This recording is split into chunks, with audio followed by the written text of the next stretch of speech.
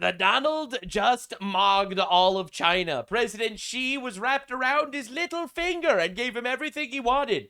Iran was left out to dry. China is now doing oil business with the United States instead of Iran. Iran is crippled and getting cooked as we speak. Truly a diabolical master plan by El Donaldo Trumpo. Truly fascinating stuff. The Trump haters are in complete shambles with, literally, not exaggerating, the actual Trump Department of Justice labeled Tucker Carlson as a potential terrorist threat. It's pretty insane where this is all going. Massive riot went down in New York City. Massive upset happening in the California elections. Looks like we're going to get a Republican California? Nani? No, I did not see that one coming. Black fatigue is at an all-time high, and it's white boy summer, I guess, because the race wars are back on the menu. So you know your boy was up all night in the Jew tunnels cooking up this one, and I'm not gonna lie, it's pretty fire. Lock in, boys and girl, and subscribe. Today's a banger. The Donald is currently in China, flexing his muscles, proving what it was all about, what Venezuela was about, what Iran was all about. It was all about this. America first, golden age, as they say, and quite literally, it's diabolical. So this is not Donald Trump guiding President Xi in his own place.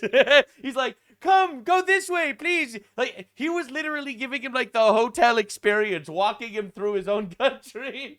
Bro, anyone's the guest when they're around me. I am always the host. No matter where I am the host. And this was insane, bro. The hello he got was crazy.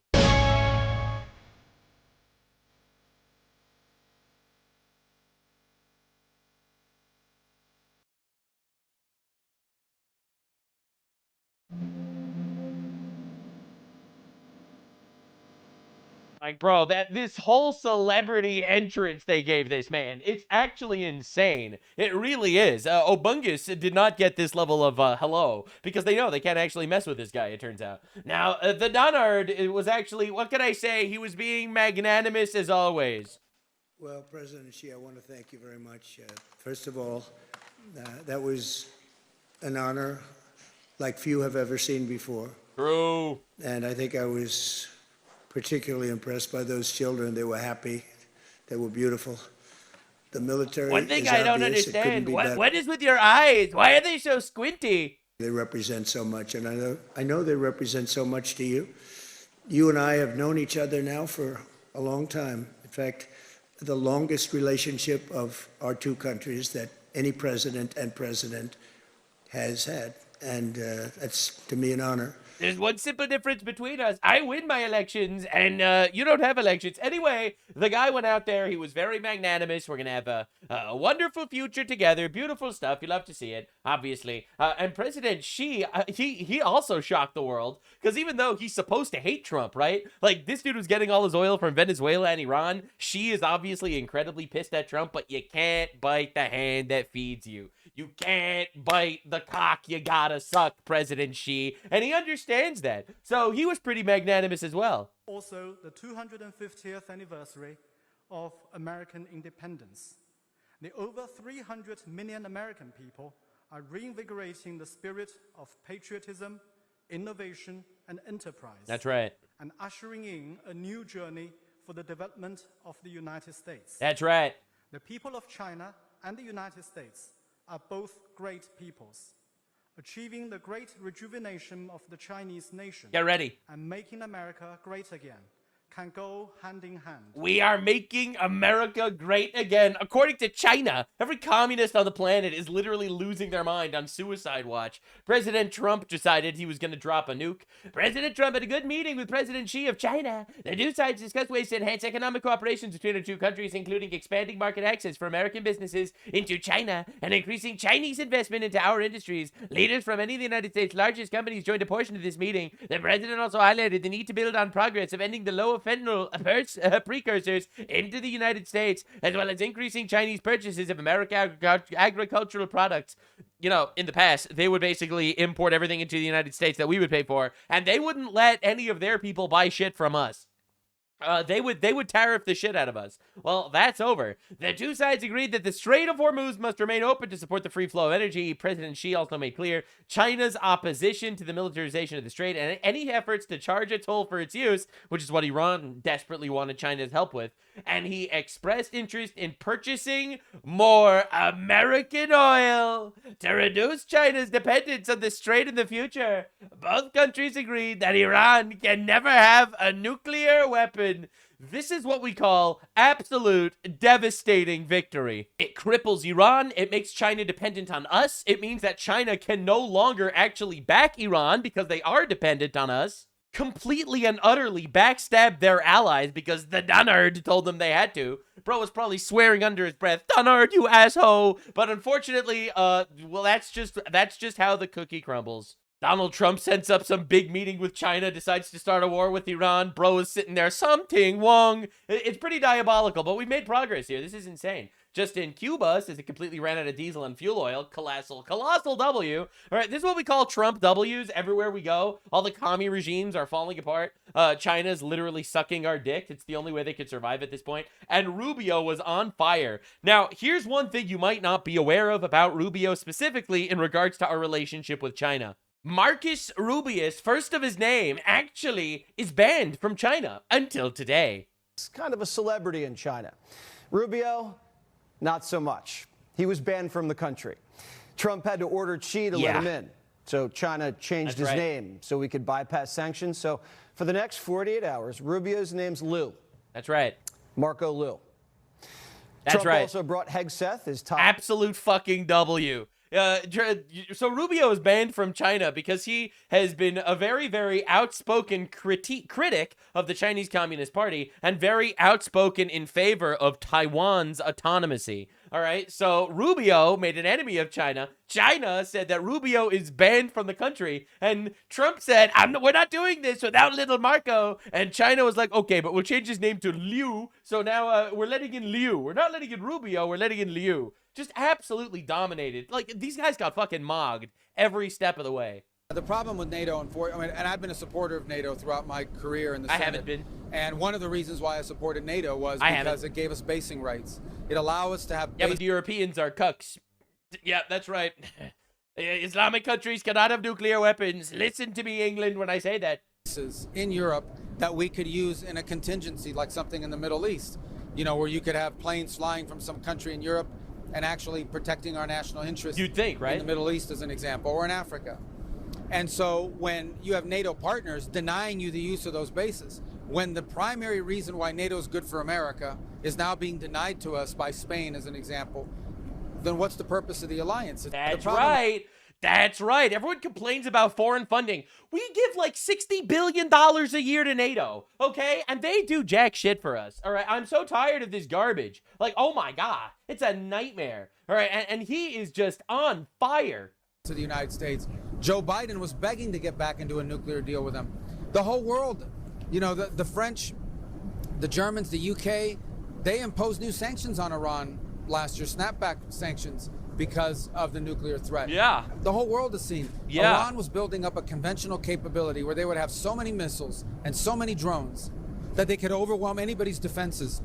Once they had that, nobody could do anything about their nuclear program, because they would say, if you attack our nuclear program, we will wipe out 6 countries in the Gulf region and you won't be able to defend against it. You won't have enough patriots, you know, because you get these swarms of drones, these swarms of rockets. They were on the verge, and a year from now, they would have been at that point. The president said that's an intolerable risk. And a lot of people said, well, a year from now, well, that's not an imminent threat. Those people are gay retards, okay? Never forget, they would let you get nuked so that they can make believe that justifies a war instead of preemptively obliterating the enemy. It is such a retarded perspective. It's shocking that people fall for it. People are struggling to make that connection, but the connection is very real. They were building such a high number. They were going to have so many drones and missiles that no one can attack Iran, because the result would be catastrophic for the region. And once they had that immunity, then they would break out towards a weapon. We knew that. The president is not going to allow that to happen under his watch. Yeah. Let's go to the... That's right. That's right. So the president said, let's actually attack them when they're their weakest so we can obliterate these goat fucking terrorist pedophiles, all right? While currently most of their munitions are you know, catapulting camels, all right, while literally they have planes operating on 6 donkey power at a time, all right, we would like to obliterate them, actually, all right, which is awesome. All right, so anyway, then they asked him about China. My read has been what I think has been for a while, and that is China has a plan. I mean, they clearly view themselves, they believe they will be the world's most powerful country. They'll surpass the United States, and they have a plan to do it. And they're executing on that plan, and I don't blame them. If I were the Chinese government, I'd have the same plan. We, on the other hand, don't view it that way, and we don't want to see anything. We're not trying to constrain China, but their rise cannot come at our expense. Their rise cannot come at our fall. That's right. So there's an area where we're just going to have... They have been trying their best to cripple us by allying with all of our enemies forever. And we're not going to play that game, actually. A difference of opinion, but my view of them and of the government in China is they're very confident. They have a plan, and they're trying to execute on that plan, which is fine. I understand that from a nation-state perspective, but when that plan is in conflict with the national interest of the United States, we need to do what's right for the United States. And America first means we don't let these people become the global superpower and destroy us. And unfortunately, I feel like that's the naive perspective of like 90% of these America-only guys. It's like, I'm America only. I don't want to mess with China's conquest of the entire world, while they ally up with all of our enemies, pull our allies from our grasp, puppet around different world leaders like Macron and whatever the fuck the governor of Canada's name is these days. It is just absolutely miserable dealing with these people. All right, and then he went off on Cuba. in the case of Cuba, it's a very different situation. There is no economy in Cuba. To the extent there's any wealth in Cuba, it doesn't go to the people, it doesn't even go to the government. The wealth is controlled by a company owned by military generals. Communism. They take all the money. They're sitting on billions of dollars. Communism. Okay? This is a country where people are literally now eating garbage from the streets. Communism. But they have a company that controls all of the money making there that's sitting on $16 billion. So it's a broken, non-functional economy, and it's impossible to change. Yeah, so bro was just literally going down the line, cooking every single country on the planet, and it was insane. Now, crazy update, they actually admitted that, Iran did have 60% enriched nuclear uranium. Necessary to get weapons-grade uranium. To get it, to enrich it to weapons-grade uranium, yes, they are only weeks away. And what about the other 11 tons that apparently they have? Well, they have some 20% enriched uranium, and that's several more weeks behind 60%. And of course, unenriched uranium, it's a long process to get it to weapons grade. But when you're at 60%, you are, although the numbers don't sound that way, you're way more than 90% of the way there for the enrichment necessary for weapons grade uranium. Very close. 20% uranium, which they also have a lot of, is far along as well. It's very concerning. Yeah, so to every single one of these dipshits that's still making believe that Iran was just a nice puppy dog state, they super fucking love us and shit, that's really not flying. It's not working. Pete Hegseth removes Britain from list of U.S. allies after Keir Starmer's failure to support the Iran war. This is unfathomably based. All right, listen, man, I'm really hoping that the British people rise up, overthrow their government, and manages to restore some sort of, some sort of really based fucking British country. But on the off chance that they don't, I really don't want the Islamic country of the Islamic United Kingdom to be anywhere near our shit. No offense, guys. We're just hedging our bets. And I'm instantly vindicated. This was King Charles today. My ministers will also proceed with the introduction of digital ID that will modernize how citizens interact with public services. No! Everyone's going down this digital ID bullshit. Ron DeSantis, governor of Florida. Glad our founding fathers declared independence 250 years ago. True! The goats. Actually, the goats. Not even exaggerating, the actual goats. Now, while all this is going down, there seems like there's a coup going on here. And I feel like they did this on purpose when Trump and all the high-up guys left the country. The CIA raided Tulsi Gabbard's office. That's crazy. She's the director of national intelligence, and the CIA, whoever's actually running this deep state, is literally rummaging through her shit, stealing documents. And this just in, John, the CIA just raided Tulsi Gabbard's office. That's insane. Agents hauled out dozens of boxes, files on the JFK assassination and MK Ultra, the CIA mind control operation, which she was in the process of declassifying. Today's Right?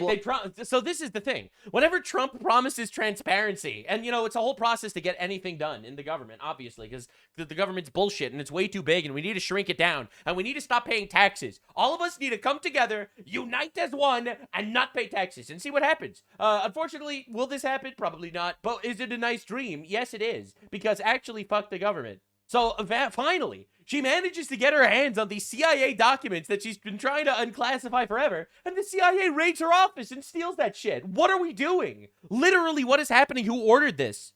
Whistleblower said it during his deposition. Like, this is complete insanity. Complete insanity. I'm shocked that this happened. That Trump be like, we release stuff, makes an executive order. They finally release stuff. The CIA is like, oh, we already released all the things. Okay, we're just going to double check. Start double checking. CIA raids the office of the Director of National Intelligence and steals it back. That's fucking crazy. Who gave the order? Today's whistleblower said it during his deposition, and Congresswoman Anna Paulina Luna confirmed it moments ago. The reason why this is troubling is, A, there was an executive order that the president had It's like this single-handedly confirms the fact that there is some sort of autonomous deep state that's just out there to make you gay. They're transing the kids. They're making you gay. Well, what are the other buzzwords that people like using that end up just objectively being true? directed the full declassification of JFK, but then also to the MK Ultra files. The CIA famously has said that, all documents were released and other documents had been destroyed. So these are allegedly those documents that apparently never existed. Right. So we finally got documents that they allegedly destroyed. They said they released all of them, and they came and they stole it back. Absolute fucking craziness. CIA seized 40 boxes of JFK and MK Ultra files that were being processed by the Office of Director of National Intelligence for declassification. That's crazy. Right? Remember, last time there was some president that stood up to the CIA, right? I will splinter the CIA into 1,000 pieces, scatter it to the winds. JFK. Well, we know what happened to him. All right, we know what happened to him. So I think the CIA has been operating autonomously for a really long time, just fucking up the world wherever it can. This is Congresswoman Anna Paulina Luna. The CIA has 24 hours to return the documents to Tulsi Gabbard's office, or else I will make a motion to issue a subpoena. These documents have been requested by Congress. They don't seem to care. And it's crazy.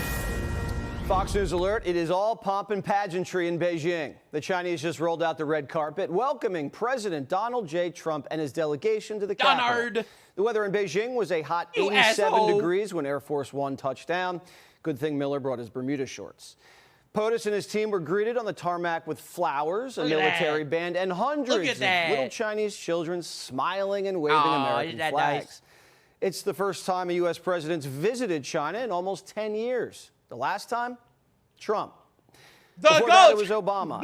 And Barry didn't get the full Beijing welcome. Yeah, no, when Obama came, they made him leg it all the way. The Chinese didn't even put up a staircase. Barack had to take the tiny stairs like Biden, come out the back door. Brutal. And didn't even get a red carpet. The reception, let's call it frosty. One Chinese official even got into a scuffle with an Obama staffer on the tarmac and told them, this is our country, this is our airport. That's right. Then they said, this is MAGA country, and kicked his ass. A little different this time. The Chinese people were delighted to welcome Air Force One. Here they are snapping pictures. Right. Obama came down off the stairs and they were like, what's wrong with the color of his skin? We have internment camp for people that look like you. The spectacle, because Trump is... They probably said something like that. But that's why the leftists love China, because they're racist. He's kind of a celebrity in China. That's Rubio, right. Not so much.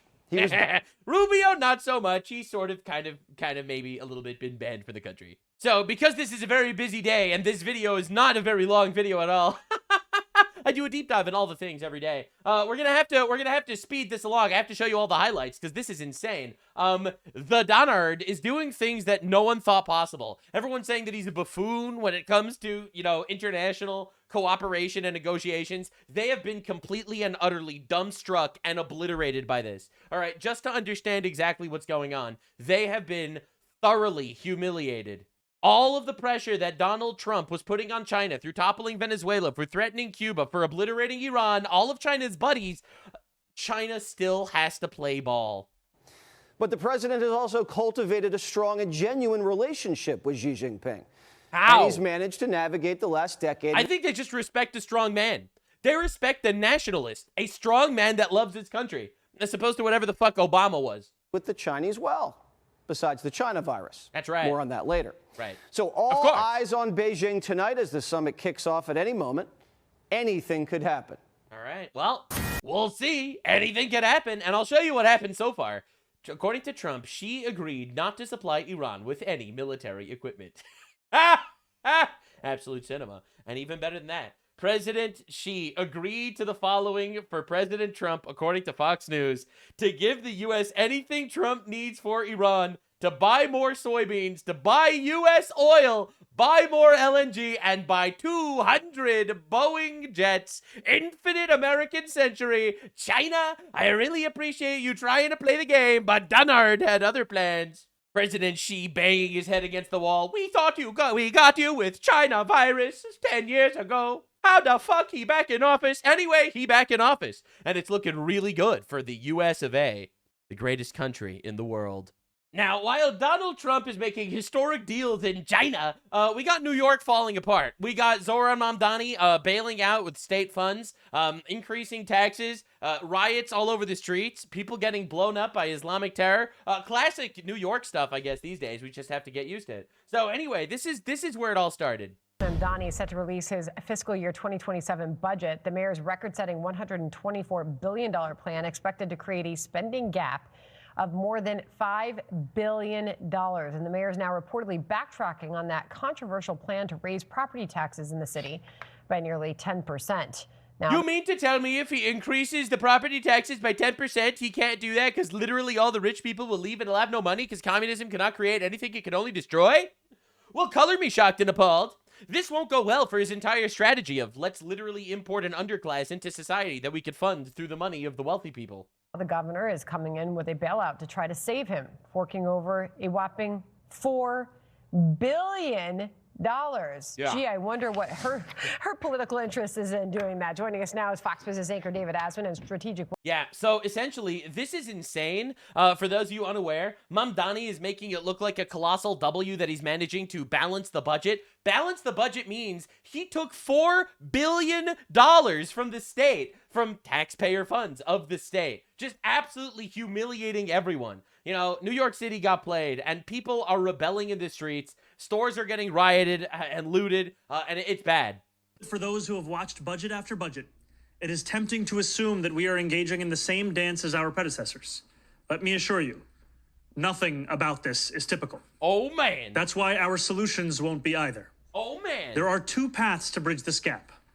The first is the most sustainable and the fairest path. All right. This is the path of ending the drain on our city and raising taxes on the richest New Yorkers and the most profitable corporations. Right. So that is not fair, actually. My understanding of fair and your understanding of fair are very different. Your understanding of fair is take money away from the hardworking people that earned their money and give it to the illiterate barbarian rapists that are being imported. That's how you define fair. I don't. But that's step one. Option one, take money from the people that earn it and give it to the barbarians.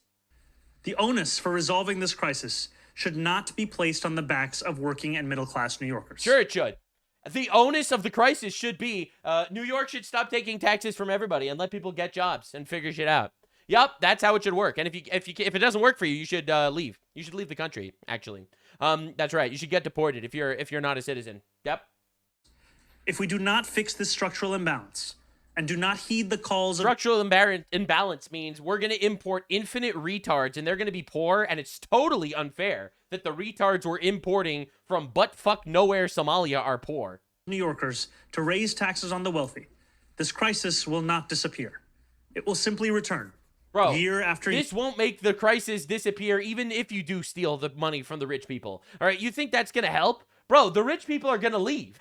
And they already are. Here, forcing harder and harsher choices each time.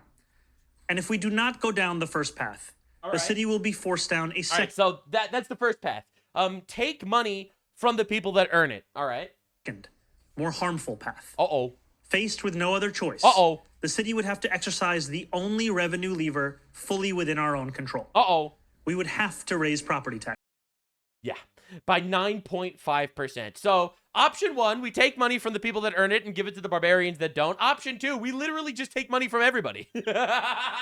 Oh my God. Lie with dogs, you get fleas. This is brutal, man. This is absolute brutality. All right, so this is crazy. Zoran Mamdani released this like bullshit fake news ad, all right, where he's trying to make believe he took a massive W. Understand, this is how communism works. Communism works when a low IQ, inbred motherfucker decides to lie to a million retards and they believe him. This one tweet got 13 million views and 200,000 likes.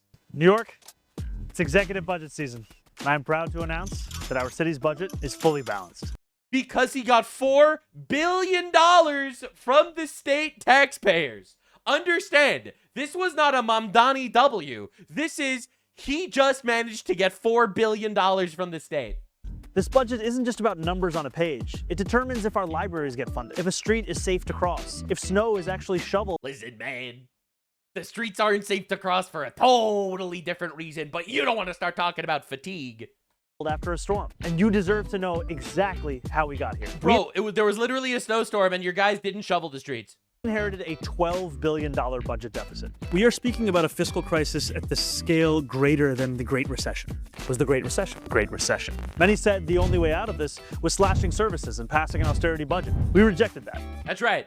We just got a $4 billion payout from the state. In other words, from the taxpayers of the state. And basically, what he does this entire video is reframe this tremendous L that he took, that he needed this gigantic bailout from the state, as the W, that the budget is balanced now. Now, understand, Hochul forks over another $4 billion to bail out Mamdani's New York City budget woes as she faces intense election pressure. Weird, huh? Now, Zoran Mamdani decides, hey, whoa, I am back. I am still here. Inflation is at a 3-year high. Everything costs more. Groceries, gas, healthcare, and a plane ticket. The math is simple. Every American dollar spent on overseas on a war is a dollar that could have been spent at home to pay for a dignified life. It's time we change the equation. This is such unbelievable horseshit. It's crazy.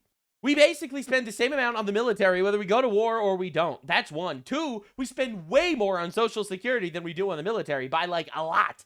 3, this guy had nothing to say about the illegal alien scams that have been going on everywhere. Nothing to say about the Somali scams and the Minnesota fraud and all the California fraud that's getting exposed right now, which we'll get to in a bit. It's almost like he's literally only running defense for Muslim countries that are trying to make nukes and kill us or something. But that's crazy. Now, understand, and I think this is very important, that this is a teacher. A teacher that's paid by our tax dollars, all right? Since everyone's so worried about where our tax dollars are going now, let's see what the teachers are doing that are getting paid by us. It appears we have another deranged teacher hoping for President Trump to die following the recent assassination attempt. The video is sick. Watch it for yourself. Fuck Donald Trump. Everything I'm seeing allegedly says that the big thing happened, that it happened. Can anybody confirm it for me? Like, I don't know. I don't want to get my hopes up. She then posted another video claiming the assassination attempt was fake. Donald Trump. God, I love that everybody knows that this is fake. According to her Twitter profile, she teaches at Little Blue Elementary in Missouri. Holy shit, she has a pedophile flag in her bio. Anyway, many such cases. More Minnesota fraud. Mr. Abdidwahidid Mohammed, the owner of Minnesota Food Grocery LLC, charged after allegedly stealing over $1.1 million in SNAP benefits. Hey, Zoran Mamdani, this is money that could have gone to Americans to have very dignified lives. But I don't see anyone calling this shit out. Mr. Abdidwahid Mohammed does not sound like a straight white Christian male. I'm just going to say that. Now, understand, this is what Brooklyn has become. This is what New York is now under Zoran Islami Mamdani. All right, just understand where exactly we're at. This is a sermon in Brooklyn, New York at the Muslim American Society Youth Center from Mohammed Badawi. Get ready. This will shock you. As a Muslim, my response to all of this is do your worst. I am not afraid. Because even if this body is broken, the spirit inside of it, you cannot reach. That's right. His spirit will go up one day, inshallah, and have sex with children for eternity after he blows himself up for Allah. What a guy. What a guy. And it will continue, and Allah will replace you. Whether I see that or not is irrelevant. Wow. But I'm not afraid. I'm not afraid of the U.S. government. I am not afraid of the United States Army. I am not afraid of ICE. I'm not afraid of whatever they control. Okay. Not only am I not afraid, but it is my life mission to stand against all of the above. It's his life's mission to stand against the United States government, army, and ICE. Why the fuck are these people in our country? Can you explain to me why this guy's in our country? It's his life's mission, by the way. That every single iota of strength, wealth, and spirit that I have until I die will be spent fighting everything I just mentioned. That's right. This dude is straight up right now, and he's an American because he has a piece of paper that says he's an American. And this guy right now is stating, not fearing any consequence whatsoever, that he will be spending every moment of his life and every penny that he earns to fight the United States. This is treason, obviously. No one fucking cares because, hey, it's a Muslim. Muslim's treason, I guess. What do we do? What do we do? To the last breath. Or yeah, anyway, so this is fucking insane. Complete insanity. And just understand, this is what's going on in New York right now. This was last night. Mass arrests after Islamists started terrorizing a synagogue and nearby police. Get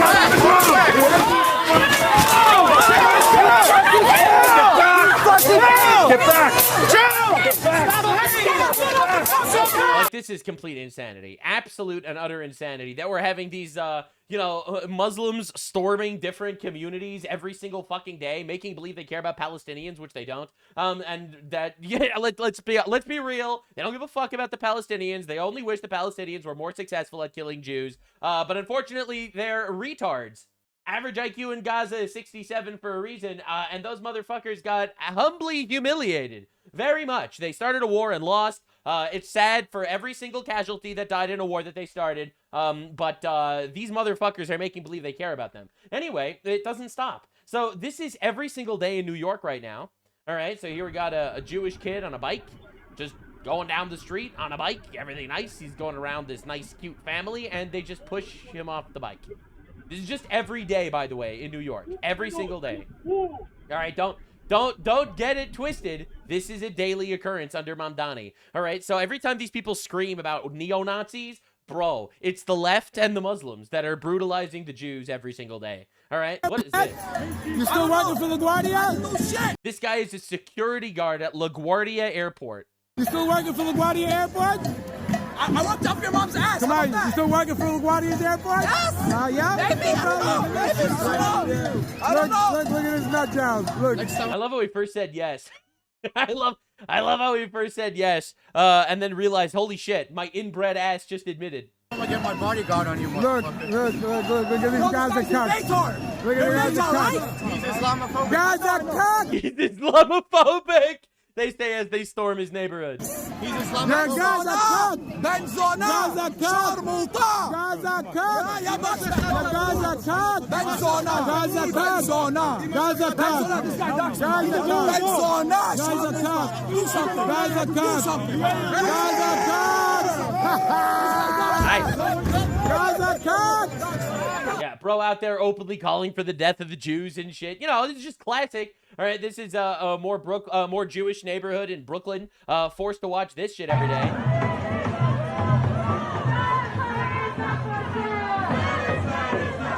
It's like, this is insane, bro. This is actually crazy. Palestinian activist Aber Kawas is currently running for the New York State Senate and got an endorsement from Zohran Mamdani. Well, let's see what America First policies she is going to be pushing and promoting. And so, and finding that, the system of capitalism and racism and white supremacy, etc., and Islamophobia have all been used, to colonize lands, right, to take resources. This is coming from a Muslim, the #1 colonizer people on the entire face of the planet. No one colonizes like Muslims do, because when Muslims do it, they claim victim. It's pretty insane if you think about it. It's pretty diabolical. They have this strat pinned down. They will try to conquer your country and shout about how they are going to oppose your government and overthrow your government and shit, and simultaneously make believe they're the victims of Islamophobia and white supremacy. Other people, and so this is like a long trajectory, and we're just seeing the manifestations of that continuation, right, with 9/11. And so a lot of times when people are asking us to respond about, attack, right, if you look back, historically, right, a lot of us come from lands that were colonized, lands where wars are being... She is literally justifying 9/11. Wait. She is running for state senate. When I say that, like, Hassan Piker, when he says America deserved 9/11, he means it, it's because they all do. They all mean it. Every single one of these Muslim-based retards, all right, that are running for government or in political positions, they all believe it and support it. All of them. I have yet to find one that doesn't. It's like, oh, no, 9/11... Yeah, Muslims were killed in the Middle East, and we had to do it. What can I say? Right, a lot of times because of U.S. policy or the policy it's U.S. policy in Europe, and so I find that we can connect over that, but then also that the idea that we have to apologize for like a terror attack that like a couple of people did, and then there is no apologies or reparations for genocides and for slavery. Etc. is something that I kind of find like it's so weird that I'm not allowed to support terrorists when I'm not getting paid for when we commit terror attacks on you and stuff. So Randy Fine, all right, decided to drop something relatively interesting. This was definitely something weird. I'm Congressman Randy Fine, and I'm disgusted by the Muslim terror pogrom that we just saw in New York. Okay, terror pogrom is like extreme, but I'm not gonna lie, bro's been in the kitchen, as you can see. City. Muslim terrorists went into a Jewish neighborhood to terrify everybody that they could. So I think there's three things we need to do. Number one, we need to deport every one of those people who's not an American. We need to get them the hell out of our country. Second, if you're a paperwork American who lied to become a citizen in the last 20 years, we need to revoke your citizenship and ship you out as well. And third, we need to stop letting people like this into our country. Stop immigration now. Dude, people are trying to convince me that Randy Fine is actually not based. Listen, he may be fat, but like, this is the shit that I like to hear. Yes, we are going to round them up and deport them. Yes, that sounds ugly, but yes, it's going to happen anyway. And yes, you can cry about it, and no, it will not change our minds. And yes, you will have to go. And yes, we don't care about dividing families because yes, we will be sending the entire family. All right, we are very wholesome and inclusive. We are not dividing families. Your family's already in Haiti. We'll be sending you there soon. I promise you this, I'll be fighting Muslim terror every day that I'm here in Congress. God damn. Bro has been cooking. What can I say? Anywho, of course, you have Mamdani tax the rich, and it worked. He just closed a $13 billion deficit in New York. I'm telling you, man, these people are like actually fucking retards. All right, they don't understand that getting a bailout for the state doesn't mean that he actually did anything good. Of course, account based in South Asia, which means Pakistan, by the way.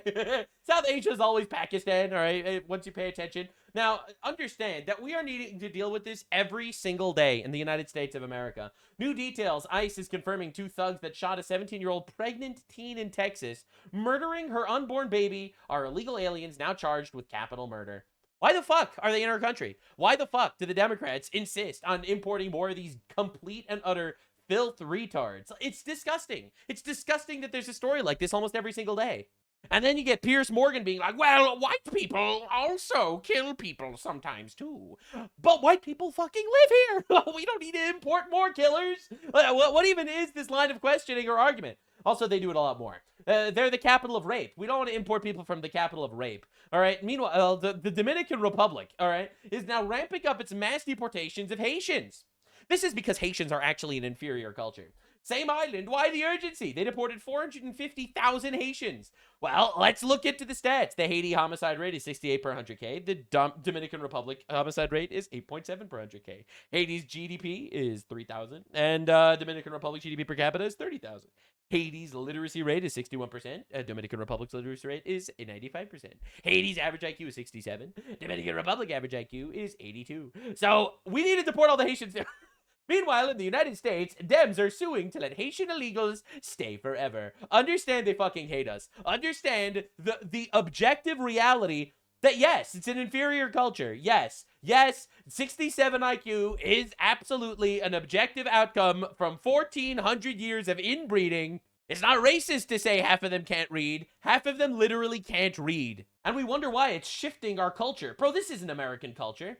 What the fuck is this? Security guy at an airport, bro? Are we serious? Like, what is this?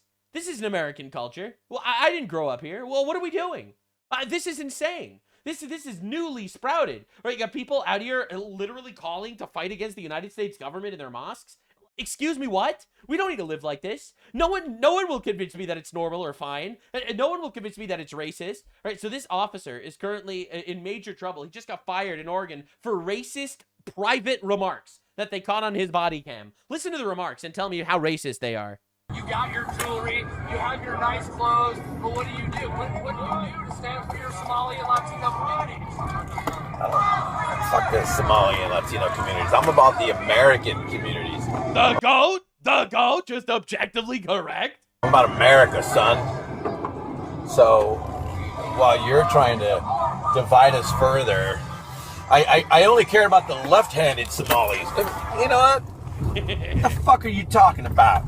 Yeah, so bro, objectively true. It's like, oh no, the Somali brothers and sisters that are raping our country and making our country objectively worse. No, please, not them. You know, and this dude's in trouble now. Now, Scott Bessent has been pushing this. If you're on public assistance, you can no longer wire money out of the country. This is fucking huge. I've been waiting for this for such a long time.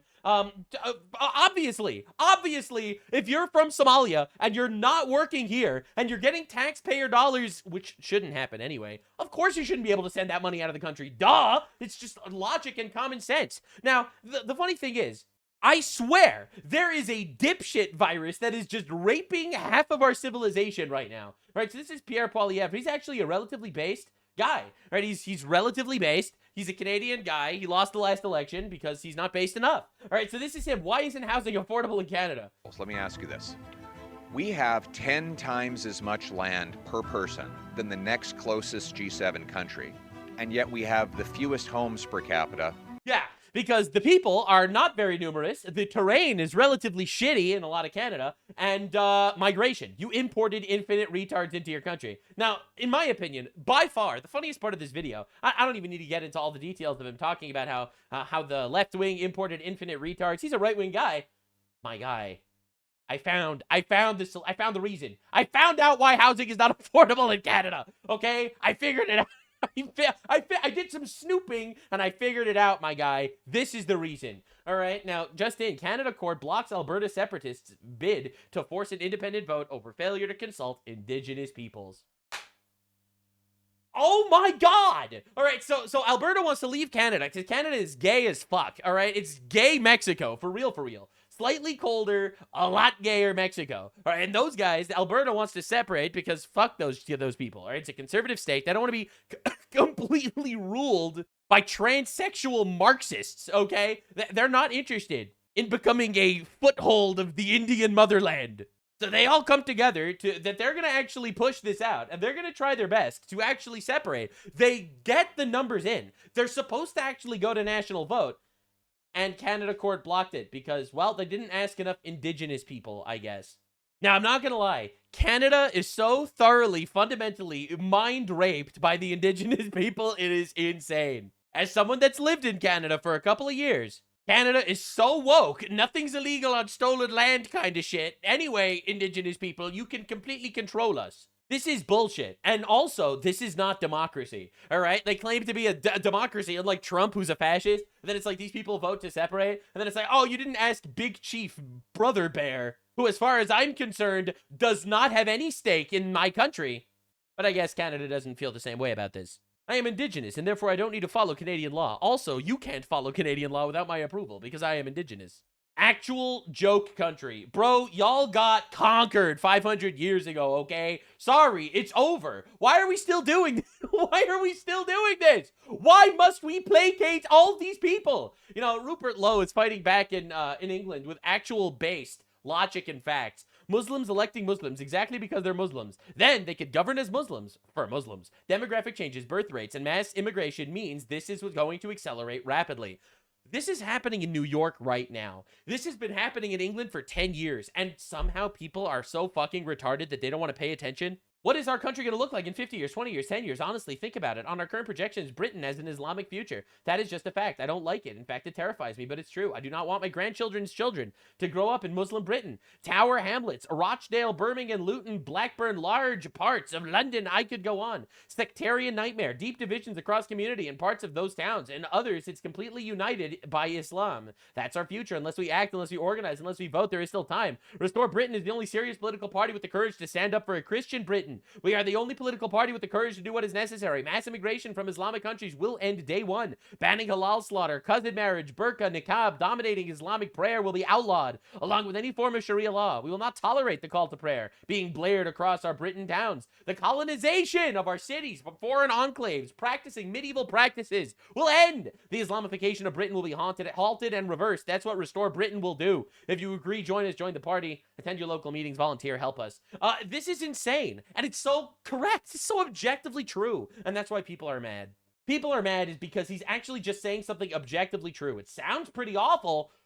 It sounds pretty racist that you don't want your country to become an Islamic shithole, but that's only because you were primed and conditioned to think that something like that is racist. That's not racism, that's survival. And it's absolutely brutal to watch. Now, the craziest update in New York of the day has to be this. The New York Times published an article saying Iran's military is stronger than Trump claims, reports show. So New York, now that we have literally New York City is run like some sort of Islamic caliphate where we're going to tax the rich people, I don't know, the whites, the Jews, and the Asians, and give all that shit to the absolute dumb fuck retard inbred losers being imported into our country or refuse to get a job. For some reason, the New York Times became straight up jihadi propaganda. They're out here literally praising Iran's military. Dude, Iran's military was eviscerated. They tried to bomb our shit over the last couple of days, every single day, to mass humiliation and 0 successful strikes. We obliterated them. It's an objective fact.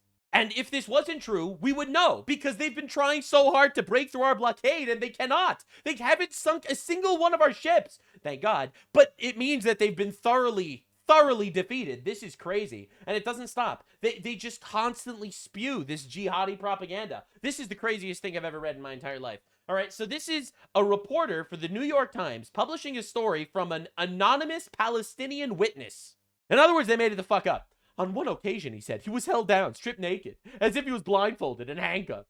A dog was summoned with encouragement from a handler in Hebrew. He said the dog mounted him. They were using cameras to take photos. I heard their laughs and giggles, he said. He tried to dislodge the dog, he said, but it penetrated him. Yes, that's right. The Israeli government is using rape dogs to rape Palestinians. And if you believe that, you failed an IQ test. Oh my God, Palestinian prisoners, who we're not going to be naming, have also reported police dogs coached to rape prisoners. Bro, no one believes this, bro. You have to be like an actual sub-60 IQ fucking inbred retard to believe this. But it doesn't matter. If it's jihadi slop propaganda, they're just going to push it. It's insane. Now, for those of you that actually pay attention to Islamic retard propaganda like I do, it's one of my favorite things. We have to see what the inbreds are talking about. There is actually a massive history of Palestinians and other neighbors of Israel blaming Israel for weaponizing animals for a very long time. Hamas seizes Israeli spy dolphin off Gaza. I'm sure they did. Reports. Abbas accuses Israel of using wild boars against Palestinians. I'm sure they did. Palestinians accuse Israel of training spy cows. Yes, I'm sure they did. These are all real articles, by the way. Israel engineered special rats to attack Palestinians in Gaza. Fatah officials claim. I'm sure they do. Lebanon returns Israeli vulture cleared of spying. W. Shark attack not linked to Mossad, says Israel. Of course not. Turkey frees bird accused of spying for Israel. Israeli bird expert outraged after Hezbollah captures endangered eagle and claims espionage. When I say that you are falling for the propaganda from the dumbest fucking people on the planet, I actually mean it.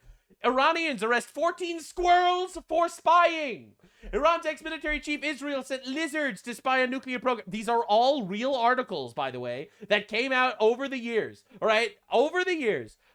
Israel sets hyenas on Palestinians. Like, bro, like, this is actually fucking crazy. And now we're doing Israel trains dogs to rape Palestinians. I'm not even exaggerating. These are all real articles. You could look each of them up individually. Like, this is published by the BBC. This is the British media talking about how Hamas is seizing Israeli spy dolphins. All right, like, this is crazy. But hey, it's jihadi slopaganda. Let's just publish it, I guess. Now, this is insane because they published that the same day that the actual United Nations and multiple investigators revealed an actual study that was taken on what actually went down on October 7th when this war started. Full depravity of Hamas' sexual brutality laid bare in damning new October 7th report. Even the Democrats are like confirmed rapists, cowards, vile deviants. Volumes of incontrovertible evidence of the depravity of Hamas. I saw pictures of this shit. I'm not gonna lie. I'm not gonna show them to you.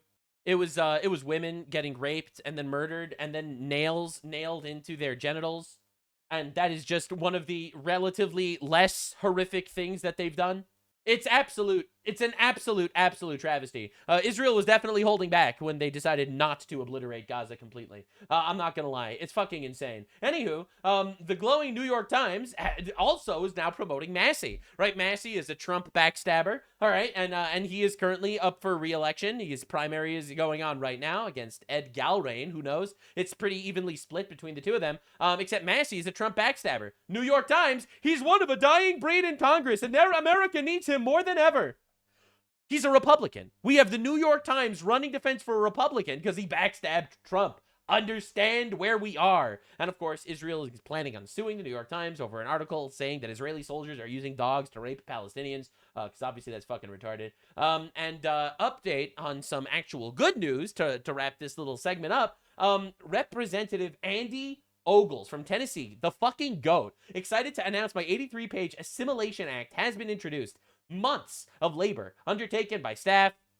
It will end the H-1B scam, ensure migrants never become public charge based, and make America look like America again. FYI, net migration immediately decreases by 85% under this bill. Some other things it does is national interest, stringent character tests, mandatory e-verify, ends chain migration, ends diversity lotteries, guts birthright citizenship, thank God, way tougher asylum standards based, stronger public charge rules, 10-year citizenship requirement that's massive, and American civics and English proficiency. If you don't speak English, get the fuck out, okay? I don't see race.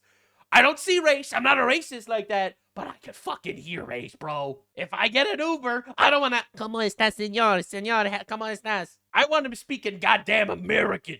Now, in the 9th circle of woke in California, things are definitely changing. It looks like we will be getting an actual Republican governor and mayor of LA. We got a Democrat mayor turning out to be a spy for China. That's a true story.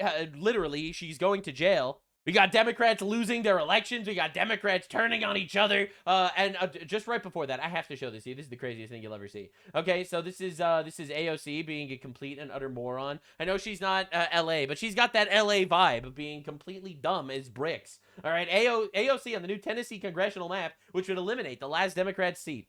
When you are seeing states like Tennessee want to wipe out every black representative on the map in these states, we have an obligation as Americans to stand.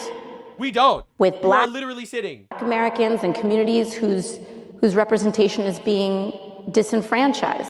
Yeah, so this is obviously heartbreaking, except it's also a lie. The current Democrat is a white guy, and that white guy is getting kicked out and getting replaced with a Republican who's a black woman. All right, this is not about helping black people and giving power to black people. This is about districting your districts in squiggly fucking lines so that you could scam people into voting for Democrats. All right, this has nothing to do with black people. You people are disgusting. Now, just to understand what AOC, she lies more as she breathes. I think it's partially just because she's retarded. Right? Here is a history lesson of the United States according to AOC. My favorite part was when he said that American cowboys came from Spain. I thought they came from Vtube. I believe the Mexicans and descendants of African enslaved peoples would like to have a word.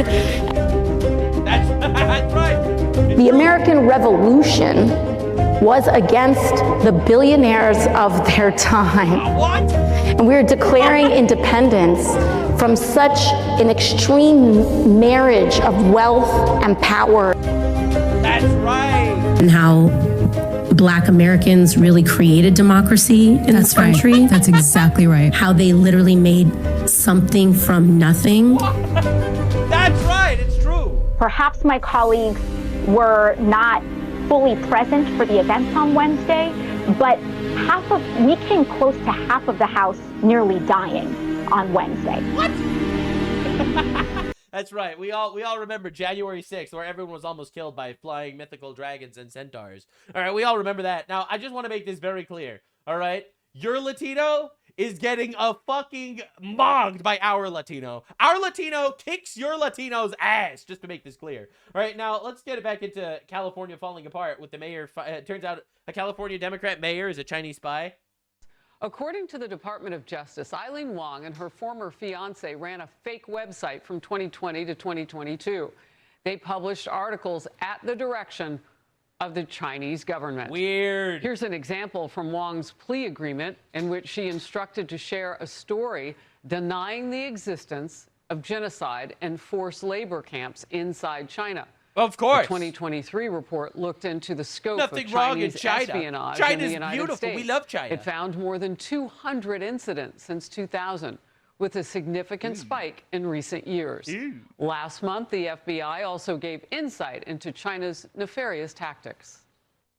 They do these very overt things to scare the rest of the community, and they recruit. Anyway, she was arrested. She's in jail. She was sentenced to 4 years in prison. Now, that means we're not a serious country because she should be getting executed. You know, I'm really tired of this bullshit. We need to start executing people for treason. You know, people would stop doing treason if we'd start executing them if they did it. And you better believe she was pushing for all that woke shit that's destroying our country. I'm telling you, bro, the woke shit, it's literally a communist bioweapon, right, designed to destroy us. Now, here's the craziest part. The California mayor who admitted to being a Chinese spy donated to the Democrat Senate Campaign Committee. Democrat senators are literally funded by Chinese spies. You literally cannot even make this up. You can't even make it up. Like, it sounds so goofy. You just don't even believe it's true. Now, in the LA race, all right, so this is Nithya Raman. She is a radical socialist candidate, also a foreigner. Wow! All the foreigners want to give money from the people that earn it to the people that don't. So weird.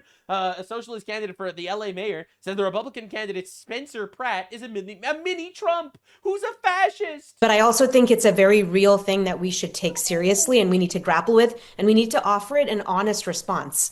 A response that's rooted in actually solving these problems. Otherwise, people will turn to fascism, to mini Trump, which is who I think Spencer Pratt really represents. Based, let's go. Man, I wish Republicans were the fascists that the socialists think that we are. You know, I'm not even gonna lie. If we actually took all the homeless people and put them in a camp, we'd be living in paradise. Like, we would do it like as a joke first, just to troll you guys, and then we'd be like, holy fucking shit, this is sick. I'm not saying that we should. I'm not saying that we should. Just to be clear, you thought fascism was bad before, but now the fascists are working with the Jews, so y'all are really fucked. All right, so JD Vance just froze over $1 billion headed to California. Fraud Czar says dirty doctors, fake hospices have been bleeding taxpayers dry. 800 hospices shut down, and nobody complained. Just understand what's actually happening in our country on a daily basis. Things are happening. There was just so much shit to get through. It's brutal, but things are happening, actually happening. So the LA mayor, Karen Bass, terrified that she is going to be losing to Spencer Pratt, the fascist mini Trump. All right. This is great. All right. So part of the ad campaign for Spencer Pratt is basically making her like AI look like the Joker because she burnt their city to the ground. But what's worrying me now is that his social media is now taking on a violent turn. And that violent turn, it's violent. Remember, according to the left, words are violence, but actual violence is not violence. Just remember that. Worries me because when you do that and when your messages are so hateful or when you demonize people, then you've been calling him a fascist since day one. You do provoke people who are unstable. Really? Really? Where are all these assassins? Where are they? Look, I'm not calling for violence. I don't want it. I don't support it. I don't condone it. Extrajudicial violence is inappropriate. Don't get me wrong. Executing people for treason is based as fuck. But extrajudicial violence is actually not cool. Don't support that. But where is it? Where is all the violence? Because I see people shooting at ICE agents. I see people shooting at the president of the United States. I see people murdering Charlie Kirk. All right, I see people attempting to kill all sorts of people. People forget about these things because they're not that relevant, I guess. There was an attempted assassination on JD Vance. They tried to break into his house. They shot bullets at Tim Pool. All right, Tim Pool, a bald guy with a beanie who has no power in the country. All right, not trying to roast the guy or anything. I'm just being upfront. They're shooting at his house. Like, are we serious? We know where the retards are. Y'all are the retards. All right, him posting memes about you is not violent. You killing us all the time is violent. And you can jeopardize people's safety. You mean like the throwing of the tomatoes? Well, the throwing of the tomatoes, which look like blood, or... He made a meme about throwing a tomato, which looks like blood. As you can see, the Republicans are actually violent. Let's freaking go, boys. We got him. We got him. We actually got absolute cinema. It's over. Or drowning me and the governor in a reservoir. But there's also other violent scenes. I love that they actually played. I love that they played the ad on CNN. This is just based as fuck. Of course, we're gonna vote for that guy. And so I've noticed that that it's taking on a violent trend.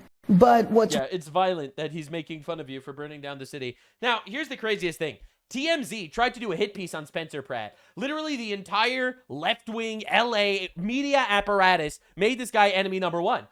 Like, if you think about it, this is a mini Trump fascist, as they call him, that looks like he might very likely win the mayoral election in Los Angeles, the gayest place on earth, the gay capital of the world. Okay, understand. All right, so they're terrified. So TMZ tried to do a hit piece on Spencer Pratt, and Spencer Pratt contacted TMZ directly to slaughter them. This is fucking crazy. The campaign ad certainly made it seem that you were living in that trailer. It was a high point of the commercial, but you're at the Hotel Bel Air.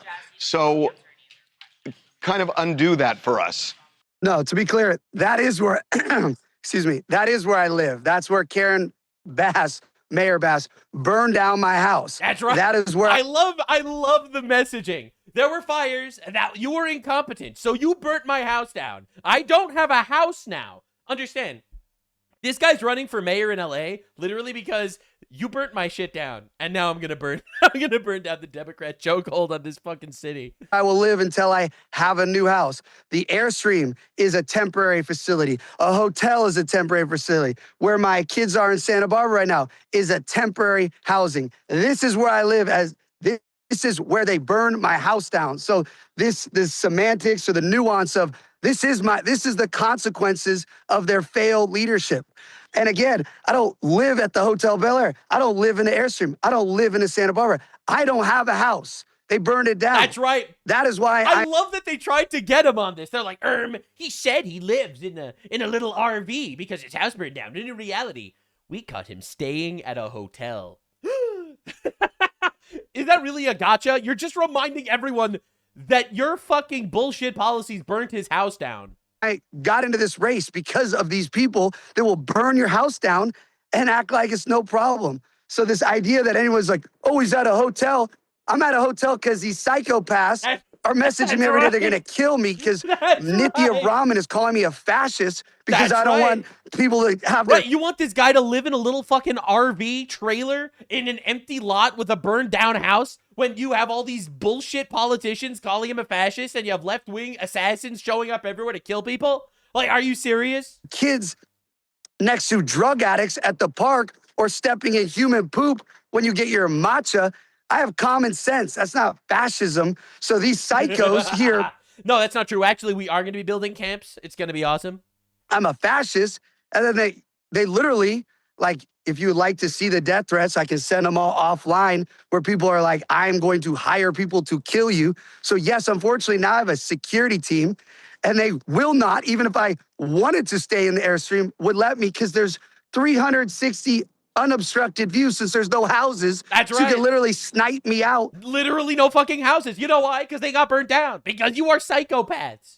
From any part from 300 yards away easily. Spencer, one sec. Not to mention the Airstream, it took over a month for LADWP to connect a wire for electricity to it, which was 3 days ago. It took weeks to get the water hooked up, which was yesterday. So for these people that want to focus on where I sleep at night, first off, I don't even sleep. I get 4 hours of sleep because I'm fighting these corrupt freaking politicians all day long. You want to see my phone hours? I'll screenshot it. It probably says 19 hours. I hear what you're saying, and on the symbolism of your ad that because of the fire that you don't have a home. He doesn't. And I get that. But there's something to the point where you say in the ad, this is where I live while you're standing in front of a trailer. That's his house. That's where he gets his bills. When the government bills him, when the IRS sends him mail, it goes there. It doesn't go to the hotel. That is his residence. What? You're not allowed to go to a hotel because it means you're lying that you don't live where you say you live? Like, this is the hill that the media's dying on to make this guy look like a liar. This is crazy. I think the reason that ad was so effective with voters is because you did draw this visual comparison of where the mayor lives, where Nithya Raman lives, and where you live. So you're showing where they live, and then you're saying, this is where I live. Everyone saw that ad and thought, wow, Spencer Pratt has to live in that. He does.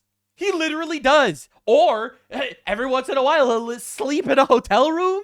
That means he's lying. This is crazy. Trailer because his house burned down. I do, sir. But that is my house. But for the last month and a half, you've been at the Bel Air Hotel. I haven't been at the Bel Air Hotel for more than 6 days in the last month. This is all public. Right, but that's where you've been staying. I know you may not have actually been in it. No, I've been in Santa Barbara, where the LA Times reported where I lived and doxed me. That is where I live. Oh my God. Period. This is LA Times. This isn't every single time they accuse him of something, he claps back with something so horrible. It's crazy. Breaking news. Even when the Airstream ad came out, the LA Times cover story is saying, no, Spencer Pratt lives in Santa Barbara. And I said, yes, thank you for doxing me. I tried to sue the LA Times for saying where I actually live. But are you saying... That's insane. You have all these people calling him a fascist. You have left-wing assassination culture on the rise. All right, let's be real. You have trans people that think they're getting genocided because they're trying to mutilate their testicles, and we don't like that so much. So they're coming to fucking kill you. All right, let's be real here for a second. All right. And they doxed him? He doesn't have a house. He doesn't have a house. In that trailer?